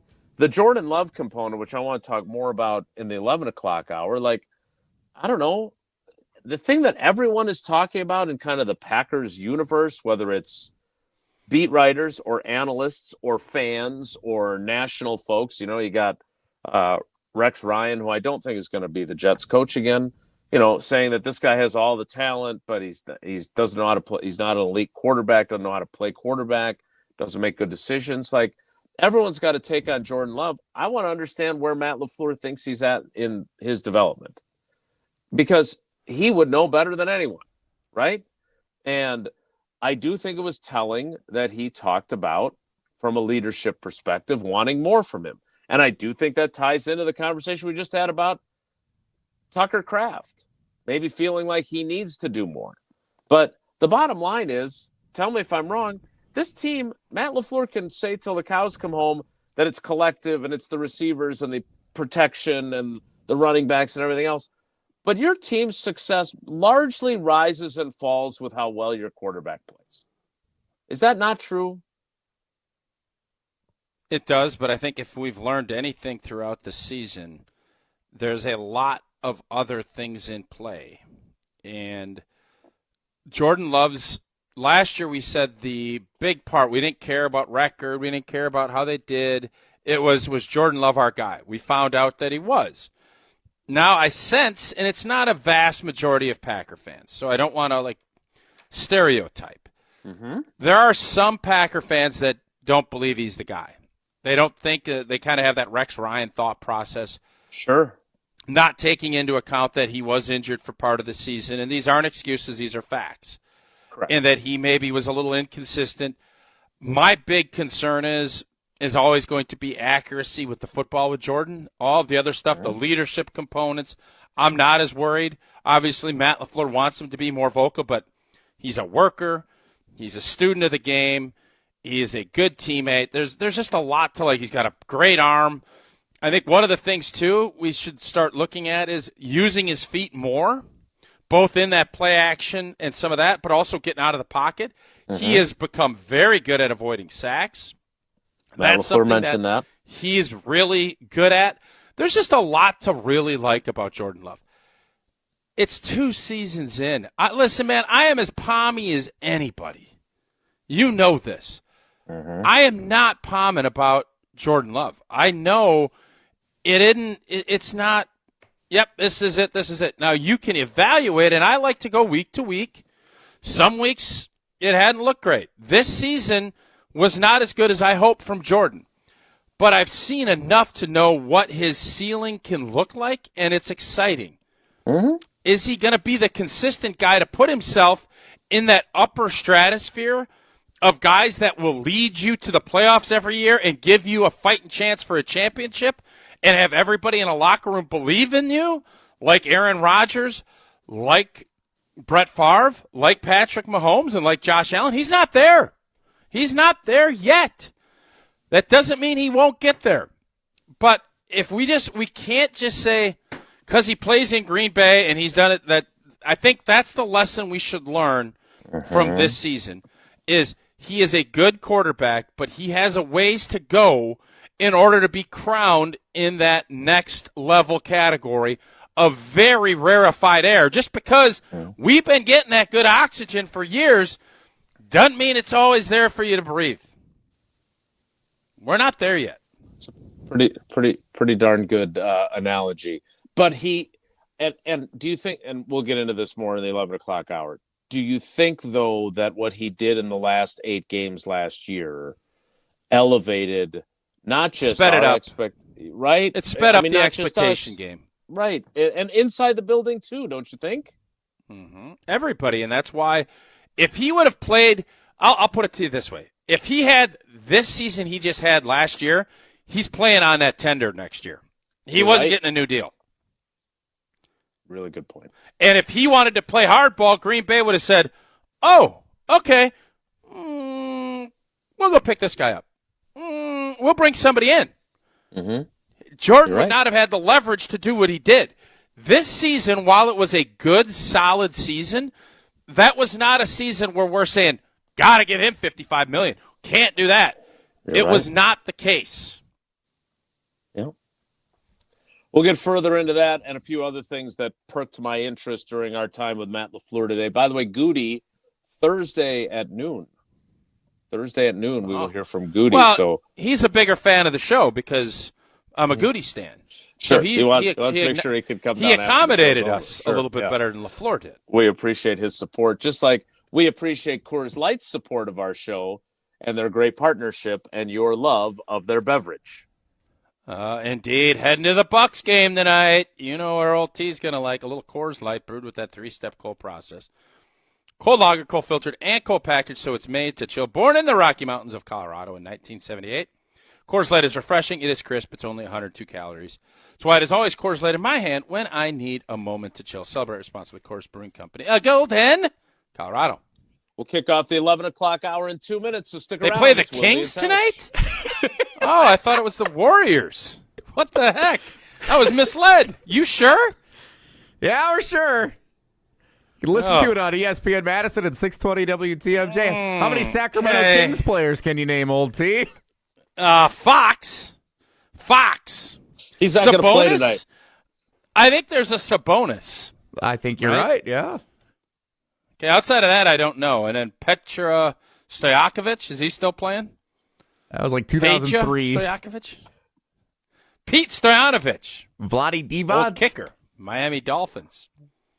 We're good. No Peja Stojakovic, nor Vlade Divac either. That was a fun team. An early 2000s Kings. Chris should have beat the Lakers. Got robbed. Yeah. Totally robbed in that series. We will try not to rob you of your time as we kick off the 11 o'clock hour in 2 minutes, so stick around. It's Wilde and Tausch. Don't go anywhere. Another hour of Wilde and Tausch, presented by Pella Windows and Doors of Wisconsin, is coming up next on ESPN Wisconsin, the ESPN app, and Wisconsin On Demand. All day, every day, the Carbless talk and text line is open for you. 844-770-3776. The Carbless Talk and Text Line. This is more. The Notre Dame Fighting Irish, the Ohio State Buckeye. I just want to win a national championship. The College Football Playoff National Championship, presented by AT&T. Coverage begins Monday, January 20th at 6:30 Eastern on ESPN Radio and on ESPN. Hey, it's Kelly Sheffield, Wisconsin Badgers volleyball head coach. You're listening to 100.5 ESPN, WTLX, Monona, Madison, a good Karma Brands radio station. Broadcasting live from the Everlight Solar Studio, this is your Metro Kia of Madison Sports Center. Good morning, Madison and streamers everywhere. I'm Jesse Nelson, Sports Center, brought to you by Tuesday Night Hoops on Zimbrick Honda's presentation of Prep Mania. Tonight, girls basketball takes center stage. Two of the winningest teams in the area over the last few years. Monona Grove visits McFarland. Coverage starts at 7 o'clock, streaming exclusively on the ESPN Madison YouTube channel. The debrief following the conclusion of the Packers season continues up in Titletown. Yesterday, players meeting with the media in the locker room during the cleanout session. Today, head coach Matt LaFleur meeting with the media, talking about the conclusion of the 2024-25 Packers season. Let's go back to yesterday. Tucker Kraft meeting with the media, talking about the leadership role he'd like to take on next year. Yeah, as a team, we need to wake up.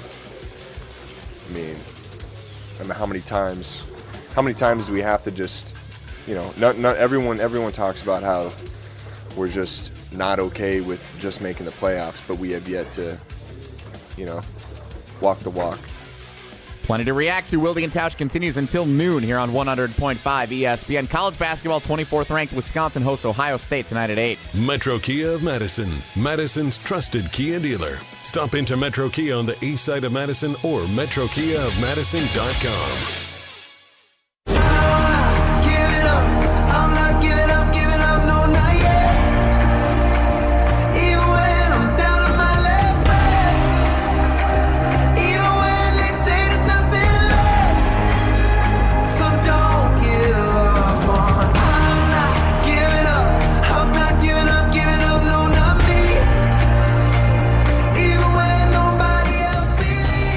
Jesse, it's the 11 o'clock hour of Wilde and Tausch. Jesse, on the Carbless Talk and Text line, I'd be curious what kind of feedback we're getting, because we delved into Jordan Love. And it is, I don't want to go so far as to call it heated among the dwellers, but there are definitely some believers in Jordan, and some, in the words of the great special teams coordinator Frank Novak, doubters. What are the doubters? What are the doubters in the YouTube section saying? Because I get it. This is not. He did not kind of validate, in my opinion, what we saw last year. It doesn't mean I don't think that he had a god awful season or a bad season. I thought he was okay. I thought he was inconsistent. And if you're going to be an MVP quarterback or one of the greats or a great NFL quarterback, not a good or you can win with him guy, you have to be consistent. You're going to have a bad game. Everybody does. But you have to be consistent. And that, to me, was the part of this season that was the most – and it wasn't because, we have to account for – injuries and some of the things that limited his ability to be consistent, but he was relatively healthy the back end of the season, and he was not consistent. He just wasn't. So a few things. First of all, there's also a healthy discussion about Jair Alexander, who we haven't really gotten into as of yet. But the idea that Love doesn't read the field as well or as quickly as Rodgers did, again, like let's not let is it great be the enemy of good? I don't know how that saying goes. Like we can't hold the everyone... enemy of great. Okay, well, Aaron Rodgers is great. He is a generational talent. I understand things did not go well in New York, but there are very few people that can play at the level that he played at. So to suggest, well, Jordan Love can't do this or that Aaron Rodgers could, that is not the grading scale here. Does he need to be better than he was this season? Undeniably so. Do the people around him, to Matt LaFleur's point, need to be better? Undeniably so. My question is he good enough without being a Hall of Famer? Plenty of non-Hall of Famers have won Super Bowls. Now, have many of them ended up becoming Hall of Famers? Sure. But is he good enough? The debate that's raging in it's hard to keep track of which one. Looks like it's the Milwaukee YouTube comments. His bank account has been crowned, even though he shouldn't have been. Way overpaid. He will ruin this team's chances of affording additional talent for years. Then there's the other side of it with Michael, who says anybody who doubts that Jay Love is the guy, they don't know what they're talking about. The best way to put it. So you can doubt. This is the beauty of sports to me. And Jordan is learning the difference in being a nice, plucky first-round pick and having not a ton of expectations in comparison to being the guy and being paid $55 million and being face of American Family Insurance and all of the other endorsements that he's got. That's the great part about it. This is this is the stuff that comes with that. And I would wonder when you guys talk to Jordan, if and when you do, how he views this season. Was this disappointing to him? Was it that's will be interesting as well, because I would bet Jordan will say, "Oh, there's been some good things, but I was not consistent enough for our offense to be the best that it could be." That's what I hope he says, because that's what I saw. And I think most observers of this team would say, yeah, it just wasn't as good. Like, it wasn't as clean. There wasn't as much efficiency, especially with a run game that was as good as it was. And that's what I would hope Matt LaFleur is looking at it, because everybody knows what we saw Sunday ain't good enough to win a playoff game. What we saw against the Bears ain't good enough to win a playoff game. What we saw against the Minnesota Vikings, your last three performances, when you're scouting, you look at the last four games. That's what you look at from the Saints are coming to town, let's look at their last four games. I look at the last four games. I don't even remember. Was it the Saints game? I ain't looking at that. Dominant performance. Not going to look at that. And even that game against a bad team wasn't it was good, but it wasn't like star-spangled. Oh, my God. You look at the three of the last four games that this team played on offense, and nobody is saying, that's a juggernaut. They just weren't. Jesse, you've shown multiple texts in the last few minutes that are coming off of the Tucker Kraft comments, and I think the last one I saw was from Matt in West Bend. Can you cycle through so if you're watching on the video stream, my antenna went up after hearing Tucker Kraft yesterday. I'm not saying LaFleur lost the locker room, but is there an issue in that locker room? I think that's my point, is that I don't understand what he was driving at, and then into that vacuum of not knowing what he's trying to say comes this. Do we think Matt LaFleur has lost the locker room? No. I don't. I think there's disappointment that they played poorly. And again, I think that, maybe some of Tucker's comments, and again, I feel like I'm being misconstrued. I want to understand why he said what he said. If he believes that, that's great. But when you say a team needs a wake-up call, that is not a small choice of words. Because only dysfunctional or bad teams need wake-up calls. Good teams don't need wake-up calls. They don't. Because they're rolling. I don't know. I think you always at some point, maybe you're a little groggy, and it's like there's different levels to a wake-up call. There could be a gentle reminder wake-up call, or there could be a get your blank up, you're 3 hours late to a job interview wake-up call. So when you're playing in the NFL, there's going to be some games you just aren't there and you need a wake-up call. I don't think this isn't one of those, boys, we're 3 hours late to our flight, and if we don't get there, bad stuff's going to happen. That's not. Mm-hmm. It's not. I don't think there's that urgency with it. It's more of a, I'm sick of this. Let's get up a half hour earlier so maybe we can prep and be better. 6 o'clock ain't cutting it anymore. We need to start waking up at 5:30. That's more of the vibe I got than there's blank all over the place. If we don't get there, this thing is blowing up. That's not the vibe I got from Tucker. We're not walking the walk. Again, I look at what they have done. Cliches. So again, I don't know. I wish I had been there. I'm only one person.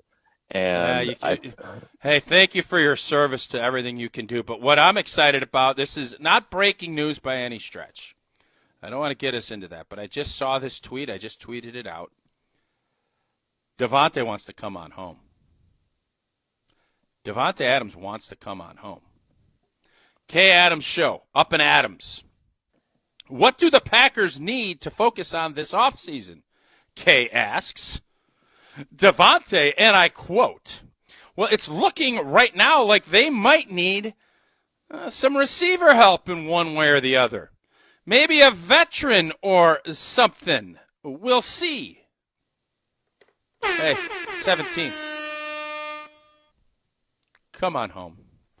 McManus will give you his number. Come on home. Come on back. Did Tay get back to you and tell you he's coming back to Green Bay? He did not. No, not yet anyway. I will circle back. He just told you that he's got some tacos that you can come to his house and eat. I'm only allowed to use the drive-thru. What a funky idea for a commercial. I don't get it, but it worked because now I know. I'm not going to say what brand. Kind of want to go to Tay's house. Nah, there's no ice cream at this one. Tausch wants a Baskin Robbins in his house. Cheaters don't get chicken. What does that mean? It's the latest punchline in his latest commercial. He says to the guy, cheaters don't get chicken. And the guy goes, I won't give him any. Guess he had to be who's there. Cheating? I guess he had that. Just watch a we football get our game. chicken. We get our chicken from Quick Trip. We ain't worried about no cheat. Yeah, what are we doing here? I didn't say where it was from. Just cheaters don't get chicken is the punchline of the commercial Devonte Adams is in. That's all. I never thought Tay Adams would ever come back to Green Bay. I never did. Once we traded him, I thought it was done. Wait a minute. We don't know if he like. Let's explore this further. If you'd let me finish. I just never in a million years thought he's gotten older. He got paid by the Raiders, Carr, all that stuff. Rodgers with the Jets. Never in a million years. We went young. Oh, we got all these emerging stars. Well, that cream never rose. We ain't got no butterfat. Devontae's our butterfat. We want to start making ice cream and great grassland butter. We need some butterfat to come back into our bulk tank. Devonte Adams is our butterfat. He is our cream that we need to get some more of this to come on up. Tay, come on home. Be our grassland butter. We need you. And I know he wants to come back. I never thought we'd see that day. I think he knows he can right a wrong. He made a bad decision. He didn't trust that Jordan was going to be a guy. He didn't. You're right. And that's why that's part of this whole process. How often in life, when you're still you're still a really good player, I'm not going to say he's in his prime. Correct. That you can right a wrong in real time, in somewhat real time to still salvage? You don't get that in life. You're more when you're older, you're like, I wish this would have happened. Tay, you can do this in still being a great player. How fortunate could you be? Not only the Packers, but you, too. This is rare stuff. Come be our butterfat, Tay Adams. I'm not here to tell you the best way to pitch Devonte Adams to be a Packer again. He might be lactose intolerant. I don't know. He might be. But my point is, we've said all year, cream rises to the top. I am a bulk tank guy. We used to drink milk right out of the bulk tank back on the farm. And the cream always rose to the top. That's what we did. And how do you make all the delicious stuff? You have that butterfat that comes to the top, that cream if you will. Tay can come back, be that leader in that room, be that number one wideout in a time when nobody thought this was going to be possible, and it's here. And you sense on Up and Adams, he wants that to happen. Oh, baby, let's go. I just want to ask one follow-up because we need to play trivia next. Okay. What has changed during the course of this season? Because, and I know we haven't instituted the new Check the Tape program, although we've got, I noticed I have not delved into my LinkedIn messages, but I believe I have multiple folks who are offering to become the Check the Tape person. Replay review assistant? I don't know if they understand just how extensive this job might be, because I'm going to give you an example of how extensive and how you got to go back into some pretty deep archives. Because there was a time on this program when I was the Devonte Adams apologist. He'd won the Mully Award 3 times. He was my guy. I'm a little frustrated he didn't text me back yesterday. But I was saying that this team would still be better off if he was here. And the whole J.R. Ewing Friends debates, if Devonte was available, I don't even want him. There was a time that was being said on this show. And now to be in this place, what is the shift not for from you? mid-season on. Jason, here's the deal. I bought into the ensemble cast. I thought Friends is one of the great sitcoms of all time. It is. And are wildly successful. We thought at the end of last season this group was going to be wildly successful. There was going to be Cream rising. There was going to be a Jennifer Aniston, Jaden Reed. There was going to be a Christian Watson. I don't know who Christian would have been.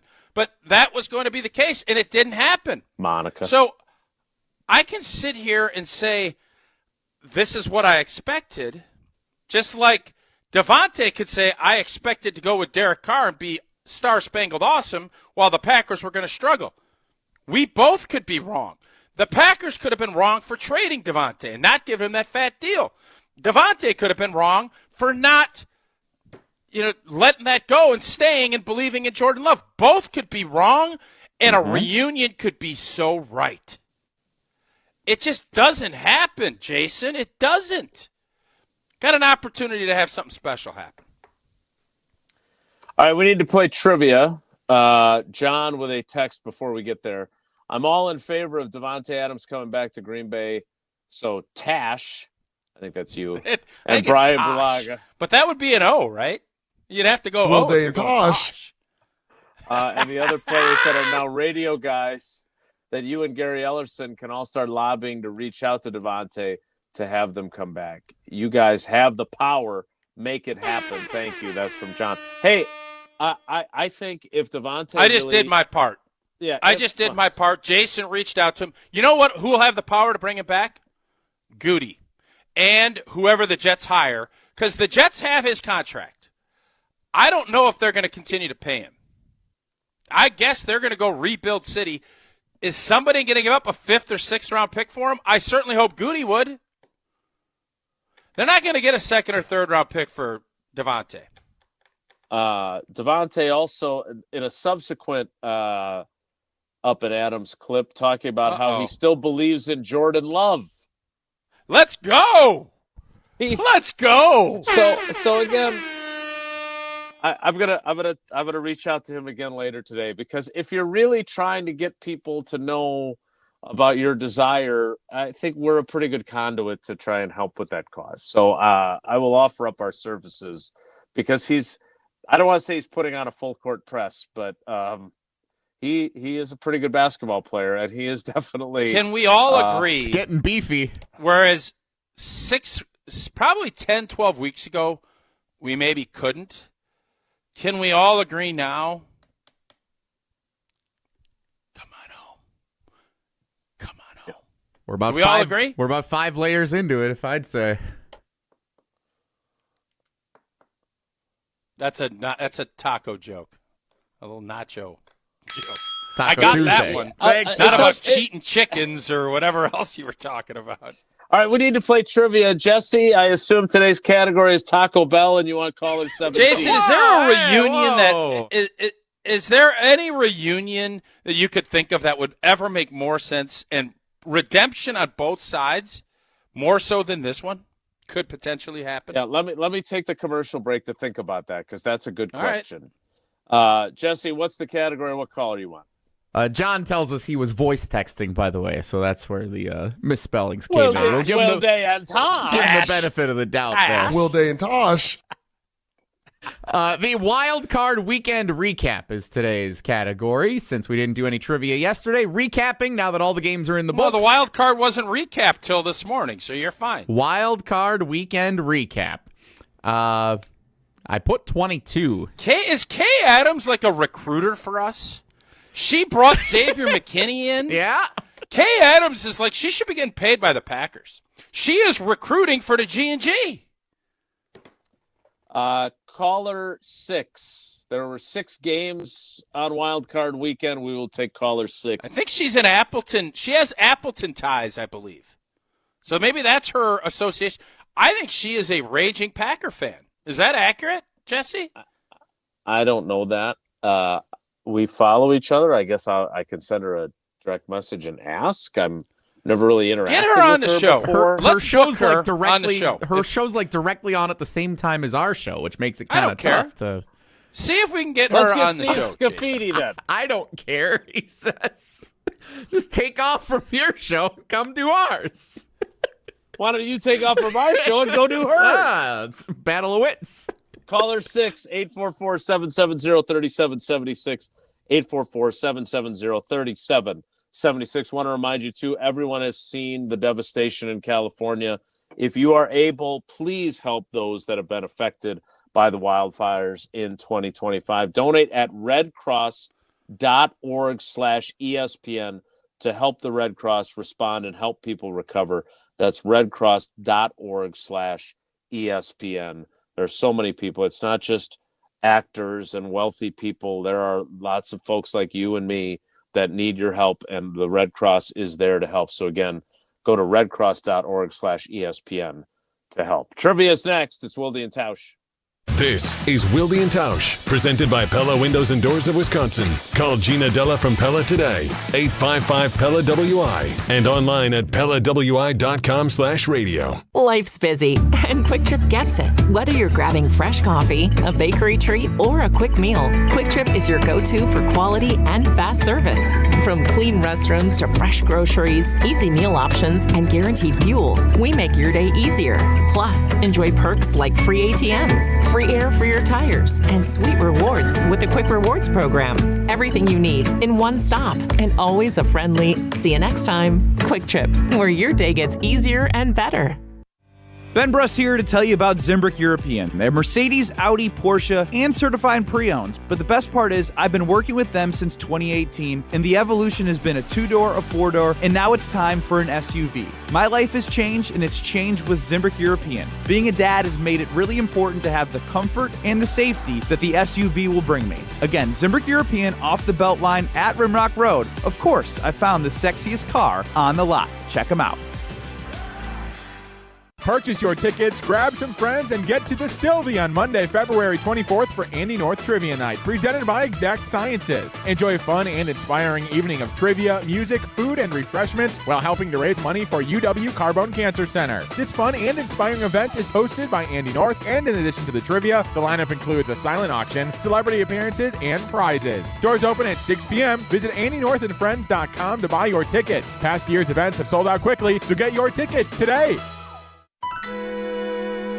Hello, I'm John Hayes, the owner of Goodman's Jewelers. It's been my pleasure to serve this community from this incredible store for over 4 decades. We stand upon high standards and classic traditions, pillars like honesty and integrity. Stop into Goodman's Jewelers, the longest-standing full-service jewelry store in the heart of Madison at 220 State Street. Goodman's Jewelers, the diamond store of Madison since 1933. The best is at Goodman's.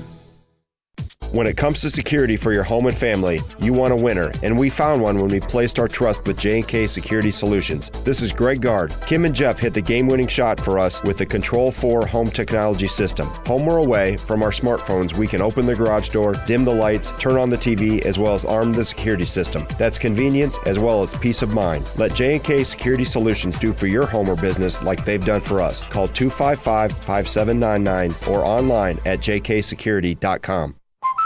Hi, Drew and Jonathan Scott here, reminding you that a lot of life's firsts are better with help from American Family Insurance. Like your first home expansion or your first big lightning strike. There's a first for everything. Get the right home policy at the right price with the right help from American Family's agents. Life's better when you're under American Family's roof. Insure carefully, dream fearlessly. Get a quote and find an agent at amfam.com. Products not available in every state. American Family Mutual Insurance Company SI and its operating company 6000 American Parkway, Madison, Wisconsin. Good Karma Brands is proud to be an equal opportunity employer. Our policy is to provide equal opportunity employment, development, and advancement to all current and potential teammates. If you are an organization that maintains a job bank, provides employment information, or gives job referrals, you may request to be placed on the station's mailing list for future career opportunities. To learn more about careers at Good Karma Brands, please email careers@goodkarmabrands.com. Since 1956, Holman Lindsay Paints has been making paint in Wisconsin for Wisconsin. Because of their commitment to making great paint for Wisconsinites, Holman Lindsay has grown over the years to 26 locations in this great state. Headquarters in Sun Prairie with a state-of-the-art facility, Holman Lindsay has the paint you need to make your job better. From do-it-yourself to professional, Holman Lindsay has paint for everyone. Visit one of their local locations today in Madison, Sun Prairie, Middleton, and Janesville. Wilde and Tausch on 100.5 ESPN is brought to you by Everlight Solar. Save money, save the planet. Everlight Solar. When you tell me I'm a wreck, you say that I'm a mess. How could you expect anything less? Your last song to me, then cried how strong you alone. Two quick tidbits before we get to trivia. One, Big Mike's got an interview tomorrow. With Big us? interview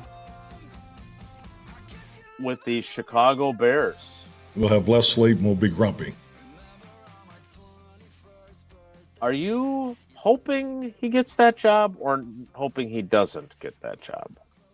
I'm kind of torn on it. I mean, obviously Me too. I want Mike to continue to coach, but I don't want to have to root against what he's doing and what he's doing with the Bears. But I like Big Mike, and I hope he has a ton of success. You cannot lie. I don't want him.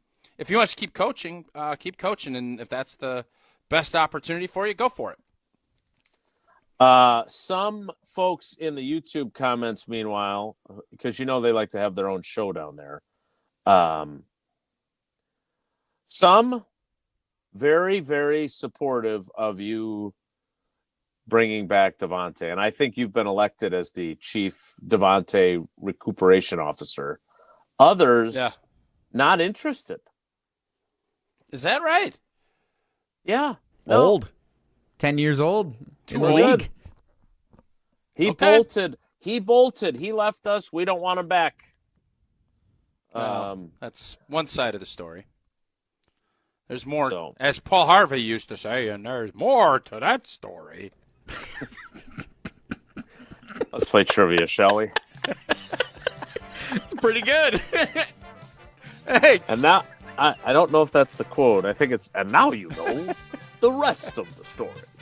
The rest of the story for trivia is it's Dan in Brothertown again, who is our contestant. Dan, good morning. How are you? Hi, good morning, guys. I'm doing great. Thank you. Did we not just talk to you last week? Did you not play I last think he was week? our most recent trivia contestant before today, yeah. Wow, but he didn't that's win. amazing. Timed it up. No, I'm just saying that he timed it up so well. I'm impressed. He's a winner. I've been watching you. I've been going to Facebook and watching you on Facebook, so it kind of tells me when I should call. Oh, smart. Scouting. Savvy. That's smart scouting. Absolutely.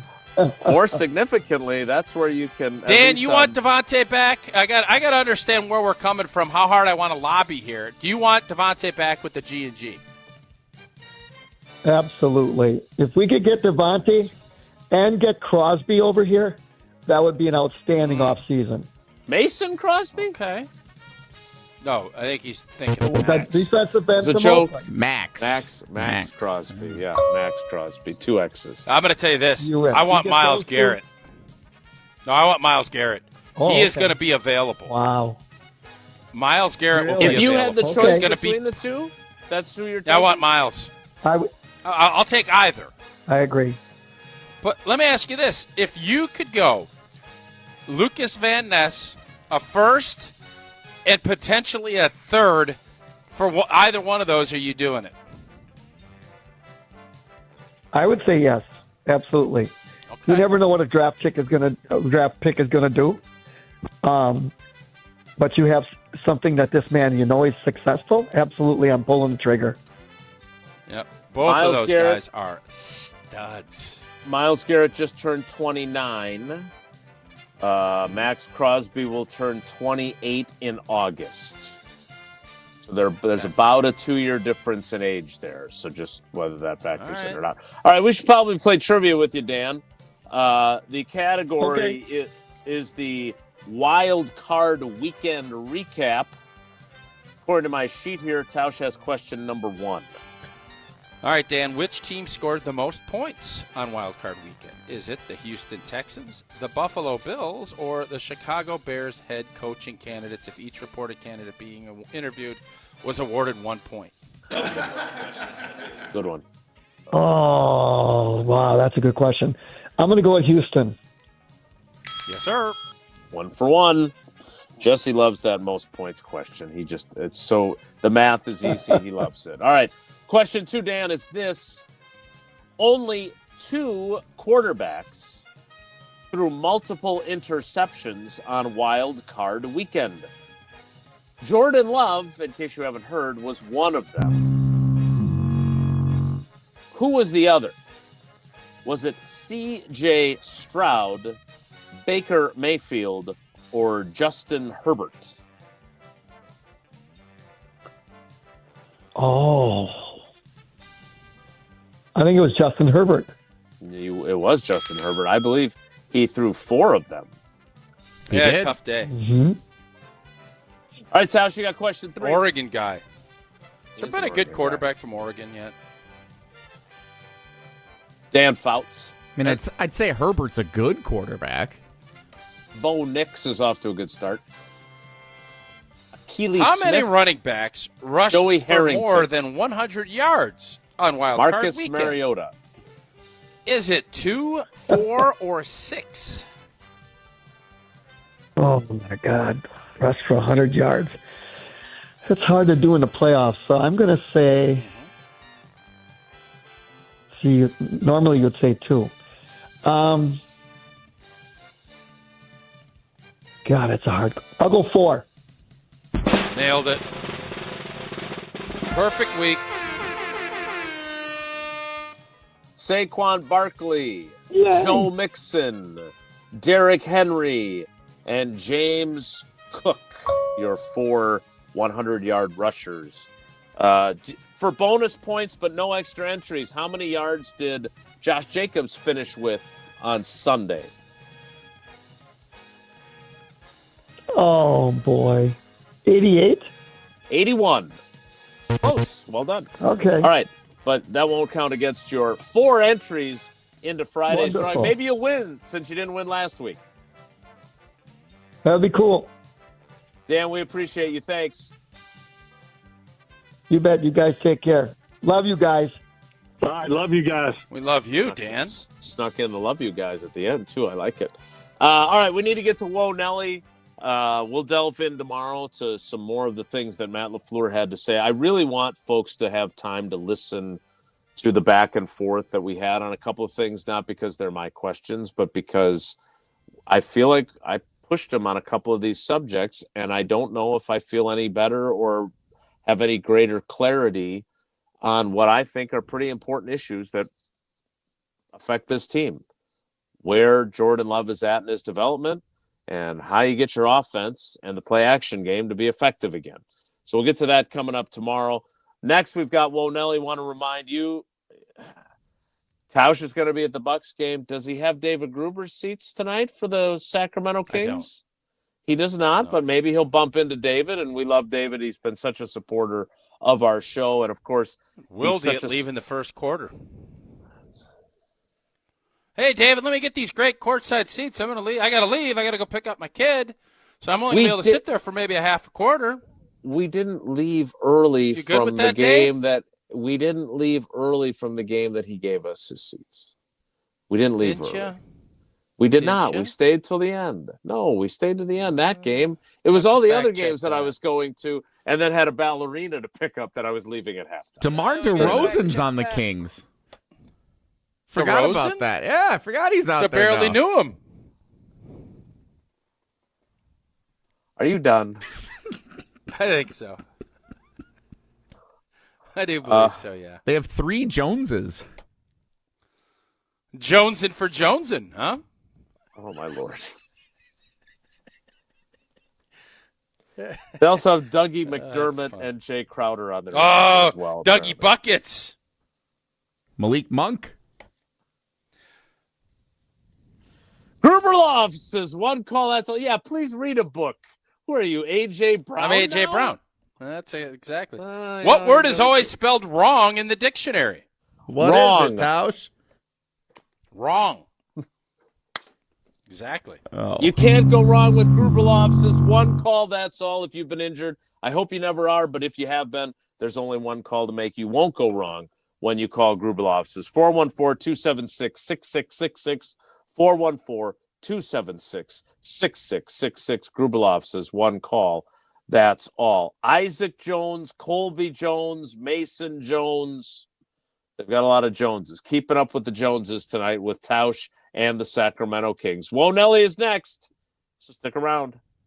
This is Wilde and Tausch, driven by Zimbrick Chevrolet in Sun Prairie on 100.5 ESPN. See their full inventory at ZimbrickChevrolet.com.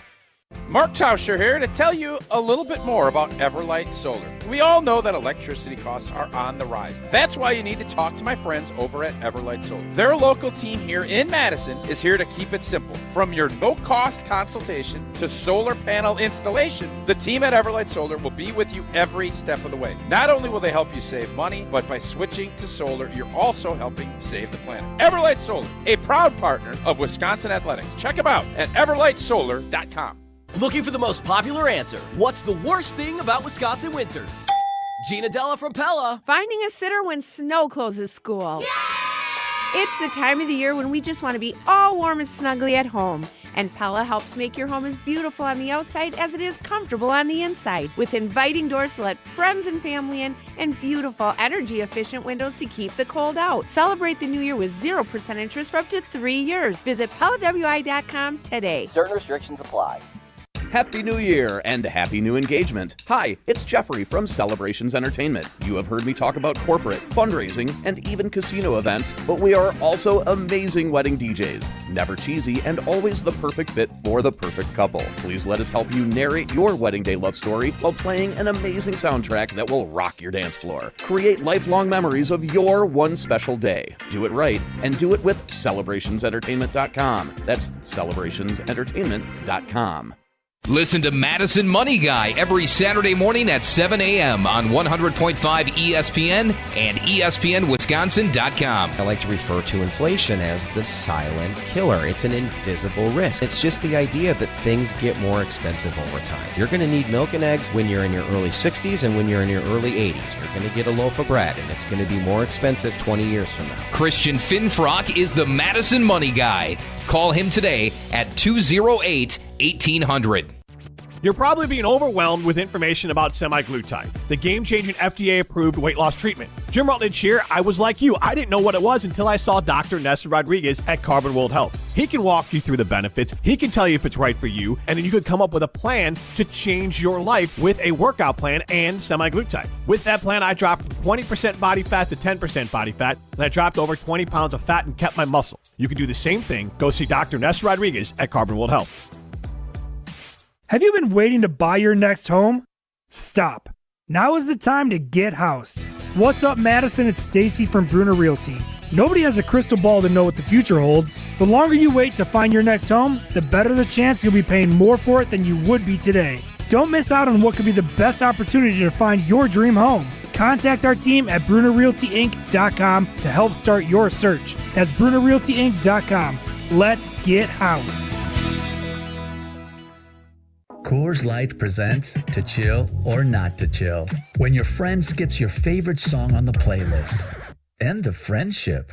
Or choose chill because that song lives rent-free in your head anyway. And you planned ahead by bringing Coors Light to the party. And the sound of that ice-cold can cracking open was music to your ears already. Coors Light. Choose chill. Celebrate responsibly. 2024 Coors Brewing Company, Golden, Colorado. Ho-Chunk Gaming Madison wants you to start the year behind the wheel of a brand new ride in our Road to the Motherlode giveaway. On Friday, January 31st, there are lots of opportunities for you to strike gold. 3 winners will be chosen every half hour from 6 p.m. until 9:30, with each taking home a cash prize between $500 and $2,500. Then at 10 o'clock, one grand prize winner will receive our largest single prize ever, a $50,000 vehicle certificate. And it's only at Ho-Chunk Gaming Madison. The Notre Dame Fighting Irish, the Ohio State Buckeye. I just want to win a national championship. The College Football Playoff National Championship, presented by AT&T. Coverage begins Monday, January 20th at 6:30 Eastern on ESPN Radio and on ESPN. Hold on, I don't want to know what it's like when you're gone. I don't want to move on. I don't want to know what it's like when you're gone for good. You're slipping through my fingertips. Evan in the ESPN Milwaukee YouTube comments. Crosby for Jair Alexander. Sure, What do you hey, think? absolutely. Yes. Yep. Sign me up 3 times. It's one way to go. I don't know. I think they're going to have to give up more for Max Crosby, given where Jair is at in this equation. But hey, I am pro Max Crosby. I think that would be the kind of player that they need. He has been, I know he missed some time this year, but overall he's been extremely durable. He had one of those not quite Joe Thomas-like streaks, but a really long streak. And most often defensive ends don't do that sort of thing. So we'll see where things end up as the spring gets underway. Time now to get underway with Whoa Nelly. If the topic is good, the guys discuss. Just the other morning I had breakfast at Tracy Rocker's house. His mama brought out 15 flapjacks. He said, Mama, take back 5 of them flapjacks. I gotta stay hungry for the Crimson Tide. But if it's not, the show must go on. It's time for Whoa Nelly on Wilde and Tausch. All right, not a lot of time. I'm just going to ask you this. Adam Schefter sharing yesterday that Jerry Jones has had conversations with Colorado head coach Deion Sanders about the idea of him becoming the head coach of the Dallas Cowboys. Who says no, the Cowboys or Deion, if it doesn't come to fruition, Tausch? I think both should say yes. Jason? That's what I think. Because you're a Packers fan and you think it would be a disaster. Oh, it'd be super entertaining. For this show, it would be for ESPN, for it would just be awesome. More spotlight on the league, more storylines. A complete and utter disaster, but it would be fun to watch. Absolutely. Why would it be a disaster? Why do you think it would be a disaster? I don't know. Coach Prime's been a winner. He's been successful everywhere he's been, including in TV and head coaching and playing. Deion Sanders is a Hall of Famer and one of the all-time greats, like an upper-tier Hall of Fame. He did a great job at Colorado. I am not doubting the fact that he can coach ball. He knows his stuff. He brings in good people, and everybody is going to respect and listen to what he has to say. That doesn't mean he's going to be a big-time NFL coach. And you factor that in with Jerry, and you have those 2 big personalities going at it. You think that's going to end well? Great. No idea. I think it'll end well for all of us as observers. That's what I'm hoping for. That's it for Whoa Nelly. We'll wrap things up next. It's Wilde and Tausch. On the air, on demand, on social, on Wisconsin Sports. Serving Wisconsin sports fans. This is 100.5 ESPN. Hey, it's Jesse Nelson to tell you about Madison Weight Loss, the program that I experienced over 60 days last fall, and I was able to drop 40 pounds of unnecessary, unwanted fat, and all I had to do was change up my diet. It was the natural, healthy approach to weight loss, and I highly recommend this time of year. You may have already tried starting a weight loss program to achieve some of your goals for the new year, and you're thinking, that's just not going to work out. I'm falling into some bad habits. I can't stay with it. I don't know how to get to that level. Don't give up. Just adjust course and contact the team at Madison Weight Loss. That's what I did. It's the most effective way that I've ever been able to lose weight. 40 pounds over 60 days, almost a pound a day, and all you had to do was change what you eat. Contact the team at MadisonWeightLoss.com to schedule a free consultation, in person or virtual. You can learn more about the program, meet with their expert team. They can tell you all about what they do and how they help coach you to lose the weight and achieve the goals you want. MadisonWeightLoss.com. Results may vary. Rah. Pella Windows and Doors of Wisconsin present your Badger Minute. Here's Pablo Iglesias. This Badger Minute brought to you by the Great Dane Pub and Brewing Company, Madison's home for craft beer and pub food since 1994. Find the Great Dane nearest you and check out the menu at greatdanepub.com. Kamari McGee answering the call in Wisconsin's win over Minnesota Friday night. First career start going well. 15 points, 5 boards, 2 assists, and 3 steals. McGee starting in place for the injured Max Klesman. His words on why this team's depth is their secret to success. They can't just key in on just one guy, and that's what's special about our team is we have a lot of weapons. We are a pretty deep team, so you never know who can go off, and just having like those 6 or 7 guys sharing the ball and scoring the ball, it's just good to know that other teams can't really just zone in on one guy. The 24th ranked Badgers host Ohio State Tuesday night. Pella can make your home as beautiful on the outside as it is comfortable on the inside. Celebrate the new year with 0% interest for up to 3 years at PellaWI.com. Mark Tauscher here, introducing Pizza Hut's original stuffed crust and wings bundle. A large one-topping stuffed crust pizza and 16 boneless wings with 2 dips, and all for just $19.99. Pizza Hut is home to the original stuffed crust pizza, topped and stuffed with over a half pound of delicious, melty cheese. And Pizza Hut's boneless wings are sauced and tossed to perfection and delivered hot directly to you. Order on the app or order online at pizzahut.com. No one out-pizzas the Hut. As a bull rider, I prefer to do things single-handedly. That's why I love the UW Credit Union app. Doggy! It lets me check accounts, make transfers and more on the go. And if I need an extra hand, UW Credit Union has convenient local branches. Yippee! So, if you want simple mobile banking, mosey on over to UW Credit Union. They're here for every y'all. Federally insured by NCUA. LabCorp Clinical Trials is changing to a new name, Fortrea. While the name may be different, Fortrea combines decades of great experience and professionalism with new opportunities for clinical trial participation. It's more than a mission and more than a new name. Fortrea is dedicated to moving healthcare forward. To learn more about the future of healthcare and upcoming clinical trials, visit us at FortreaClinicalTrials.com. That's FORTREA clinicaltrials.com. Zimbrick Honda has been a proud part of the Madison community since 1973. They're your one-stop shop for over 250 new Hondas to choose from. Whether you're looking for a sedan, SUV, or truck, their selection of new vehicles is second to none. Stop in today at their location on Fish Hatchery Road and lease a 2025 Honda Civic Hybrid Sport for as low as $234 per month, or browse their vehicle selection online at ZimbrickHonda.com. That's ZimbrickHonda.com. Shop local, shop Zimbrick Honda. Watch every ESPN Madison show live every day. Subscribe to ESPN Madison on YouTube for live video of every show and exclusive content. Just search ESPN Madison. Switch on the sky and the stars glow for you. Go see the world 'cause it's all so brand new. Don't close your eyes 'cause your future's ready to shine. We're already out of time. Tausch, thanks for holding down the fort while I was at the Matt LaFleur press conference this morning. We will hear more from that, including some of those exchanges, because I really want your take on them I'm really intrigued by that. We'll get to that tomorrow. Thanks for coming along for the ride with us today. Have a great day. Take care. Be good. Miss any of today's episode of Wilde and Tausch, presented by Pella Windows and Doors of Wisconsin?